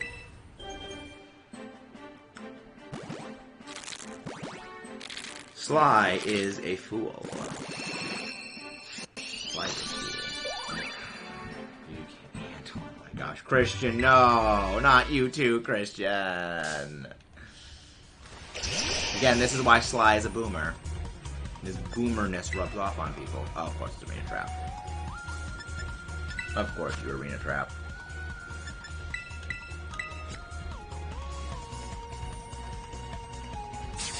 Of course, you are Arena Trap. Mocorona was thrilled to bits. Dig. Dr. Trio burrowed its way under the ground. Guard. Oh, I speed it. Wow, I did not expect I would speed it. I have a feeling the turtle is going to be inside of here. I have a very sneaking suspicion the turtle is inside here. The call was coming from inside the house. Ah, you can't hit me. You can't touch this.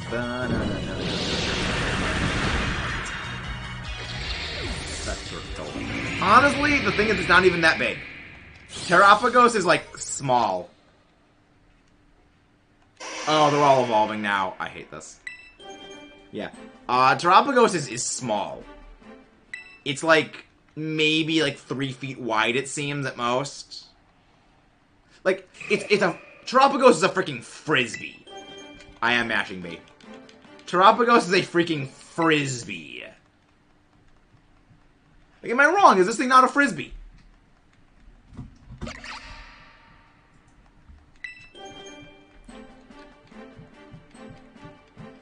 Kick the Terra Turtle. Why would you kick a frisbee? You throw frisbees. Frisbees are meant to be thrown.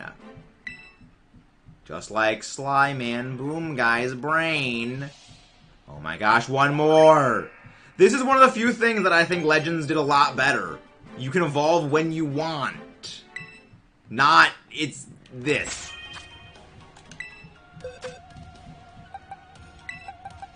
There we go. There we go.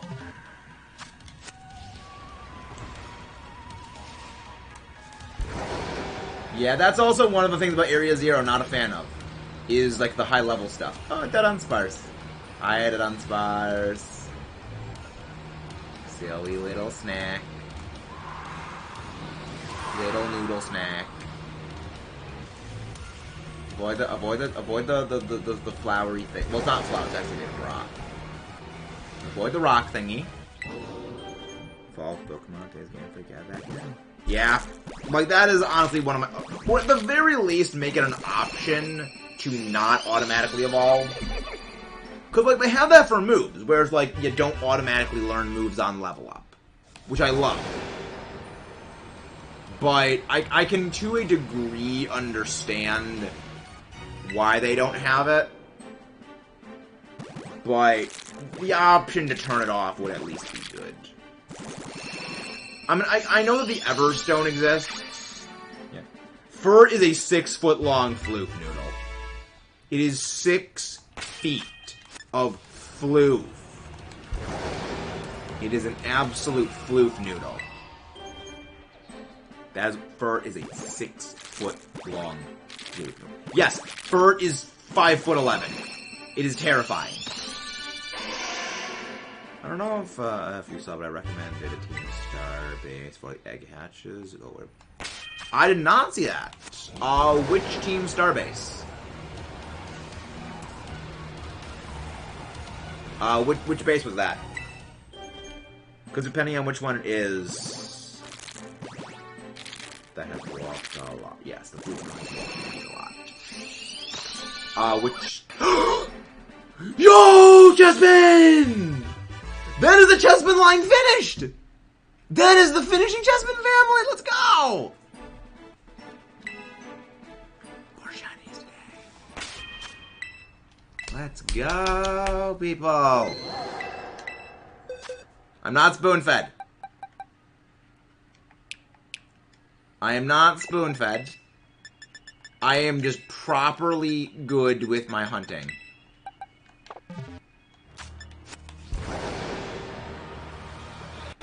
Bundle face. Oh yeah, but which one? Which Team Starbase was the one that you recommended? Your Chessman family finished. All right then. That means if we get another shiny Chessman, then that's going in the giveaway bin.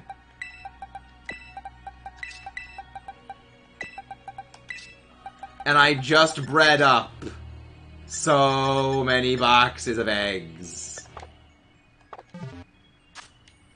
And I bred up so many boxes of eggs. But yeah, which Starbase?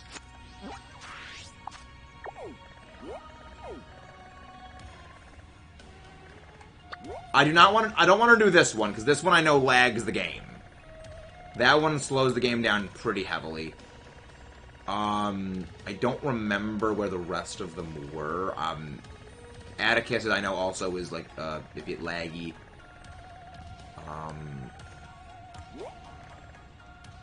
Which one? Whichever one is the most complicated. The fairy one is probably the easiest one. Yeah, I guess we can go check out the fairy one to see if that one, like, doesn't have too terribly bad lag. But I know that the fairy one is in a lag-ish area. Or at least an area prone to lag. But we can, fuck it, we ballin'. We ballin'. Yeah. The fighting one I know is the worst.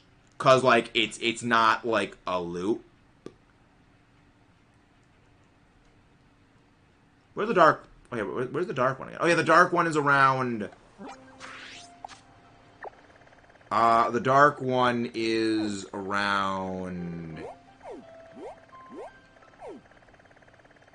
Oh, the dark one's perfect. The dark one is absolutely perfect. That's a freaking loop. Can you make picnics inside of the loop? Inside of the star bases, or not? I feel like you should be able to.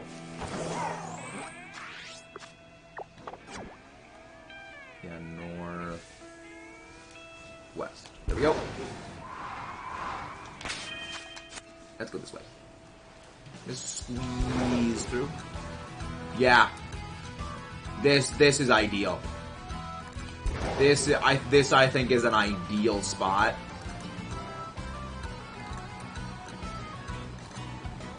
Yeah. I think this is perfect. Because no encounters. It's a loop. Yeah. Perfect. Thank you. Thank you very much, K-Mega. That's gonna be probably Masuda Hunt. That's probably Masuda Hunt. Rowlet ball. Rowlet is a properly spherical friend. I don't want shiny Deerling. I do not want shiny Deerling is the thing. We've gotten 12 of them at this point. It's not coward if it's the smart thing. I mean, again, the only issue is that we're not going to be getting, like, phases while hatching eggs, which is a bit of a thing. So, like, the shiny hunt roast out there. No problem. Yeah, it's honestly a great place to hunt. Like, it honestly is a very ideal spot to hunt.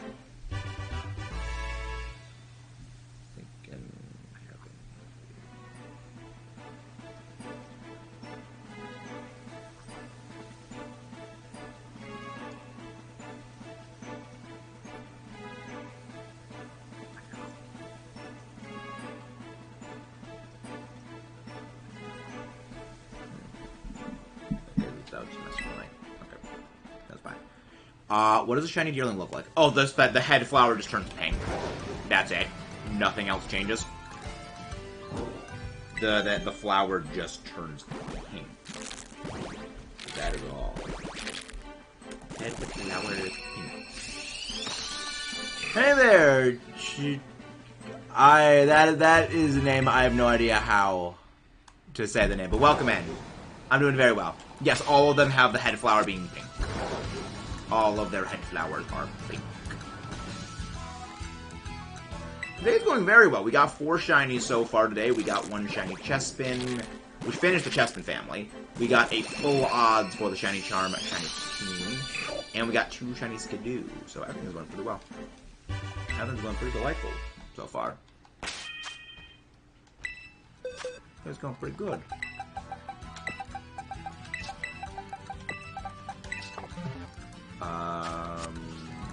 Meta, are you excited? I am interested to see. I'm interested in seeing what its stats are going to be. We don't need to hunt for shiny deerling. We've already finished the family. We don't need to hunt for deerling. We've already finished that hunt. We didn't even need to hunt for shiny deerling. We stumbled upon the shinies by accident when hunting other things by Masuda method. We never got a deerling for our necessary shiny living dex when we had a sandwich for it active. We never needed to do a dedicated hunt for it, which I just find funny.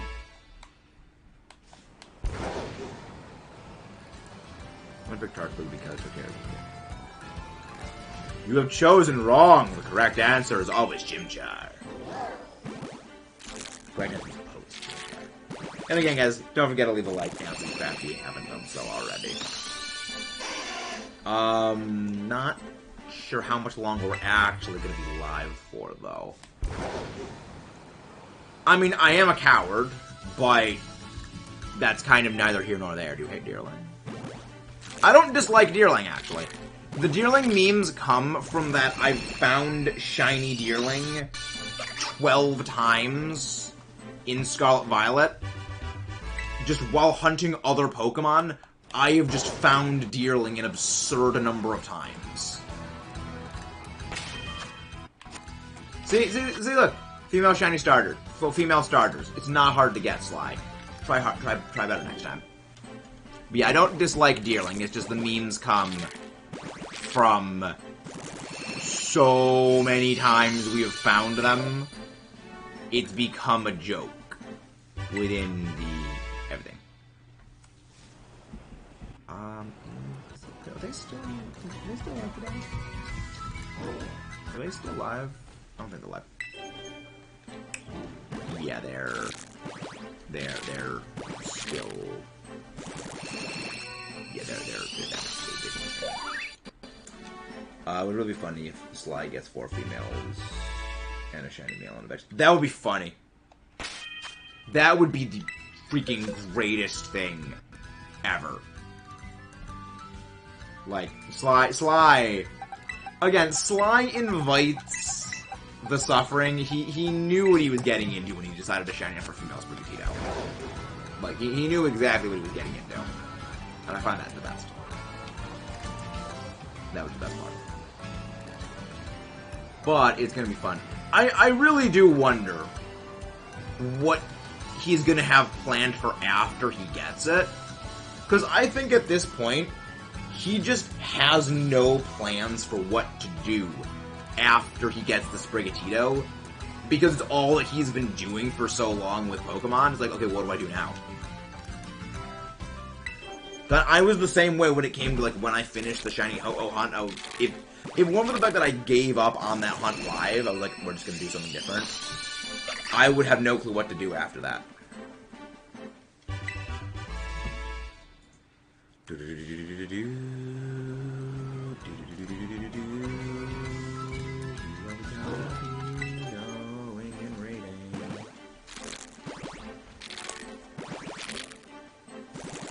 Yeah, I'm gonna have to find something to go raid. So I would like to raid some we have not raided before.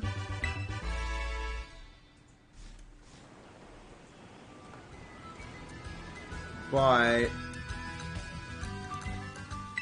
might do different. Might have a different thing. Might have a plan. But yeah, no, I don't hate Deerling. It's just we've gotten a lot of the shiny hunts. The funniest thing is, it isn't even the Pokemon I've gotten the most shinies of. That is Shiny Chansey. However, with Shiny Chansey, I got those while off screen, doing other things. So when I was like filling up, when I was leveling up Pokemon for the Master Trainers, when I was just preparing other things, leveling stuff up in Pokemon Ultra Sun and Ultra Moon against the SOS Chain Chansey. I got them. So I have more of those, but those were not on screen and they didn't become meme. But yes, it's a long, long story. But I'm thinking that this might be a good spot to end off. This was an eventful day. It was a very eventful day. 4 shinies is, as always, good. Let's see if we can find some we have not raided before. I would like to raid someone we've not raided.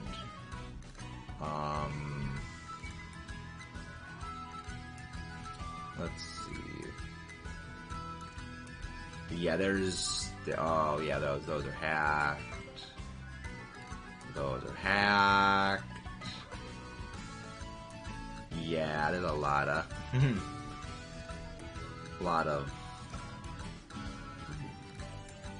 Someone our chat talking to Radadon. Fine. Yeah, a lot of those. Oh yeah, shiny auto shiny bot, auto shiny bot, auto shiny hunting bot, shiny hunting bot.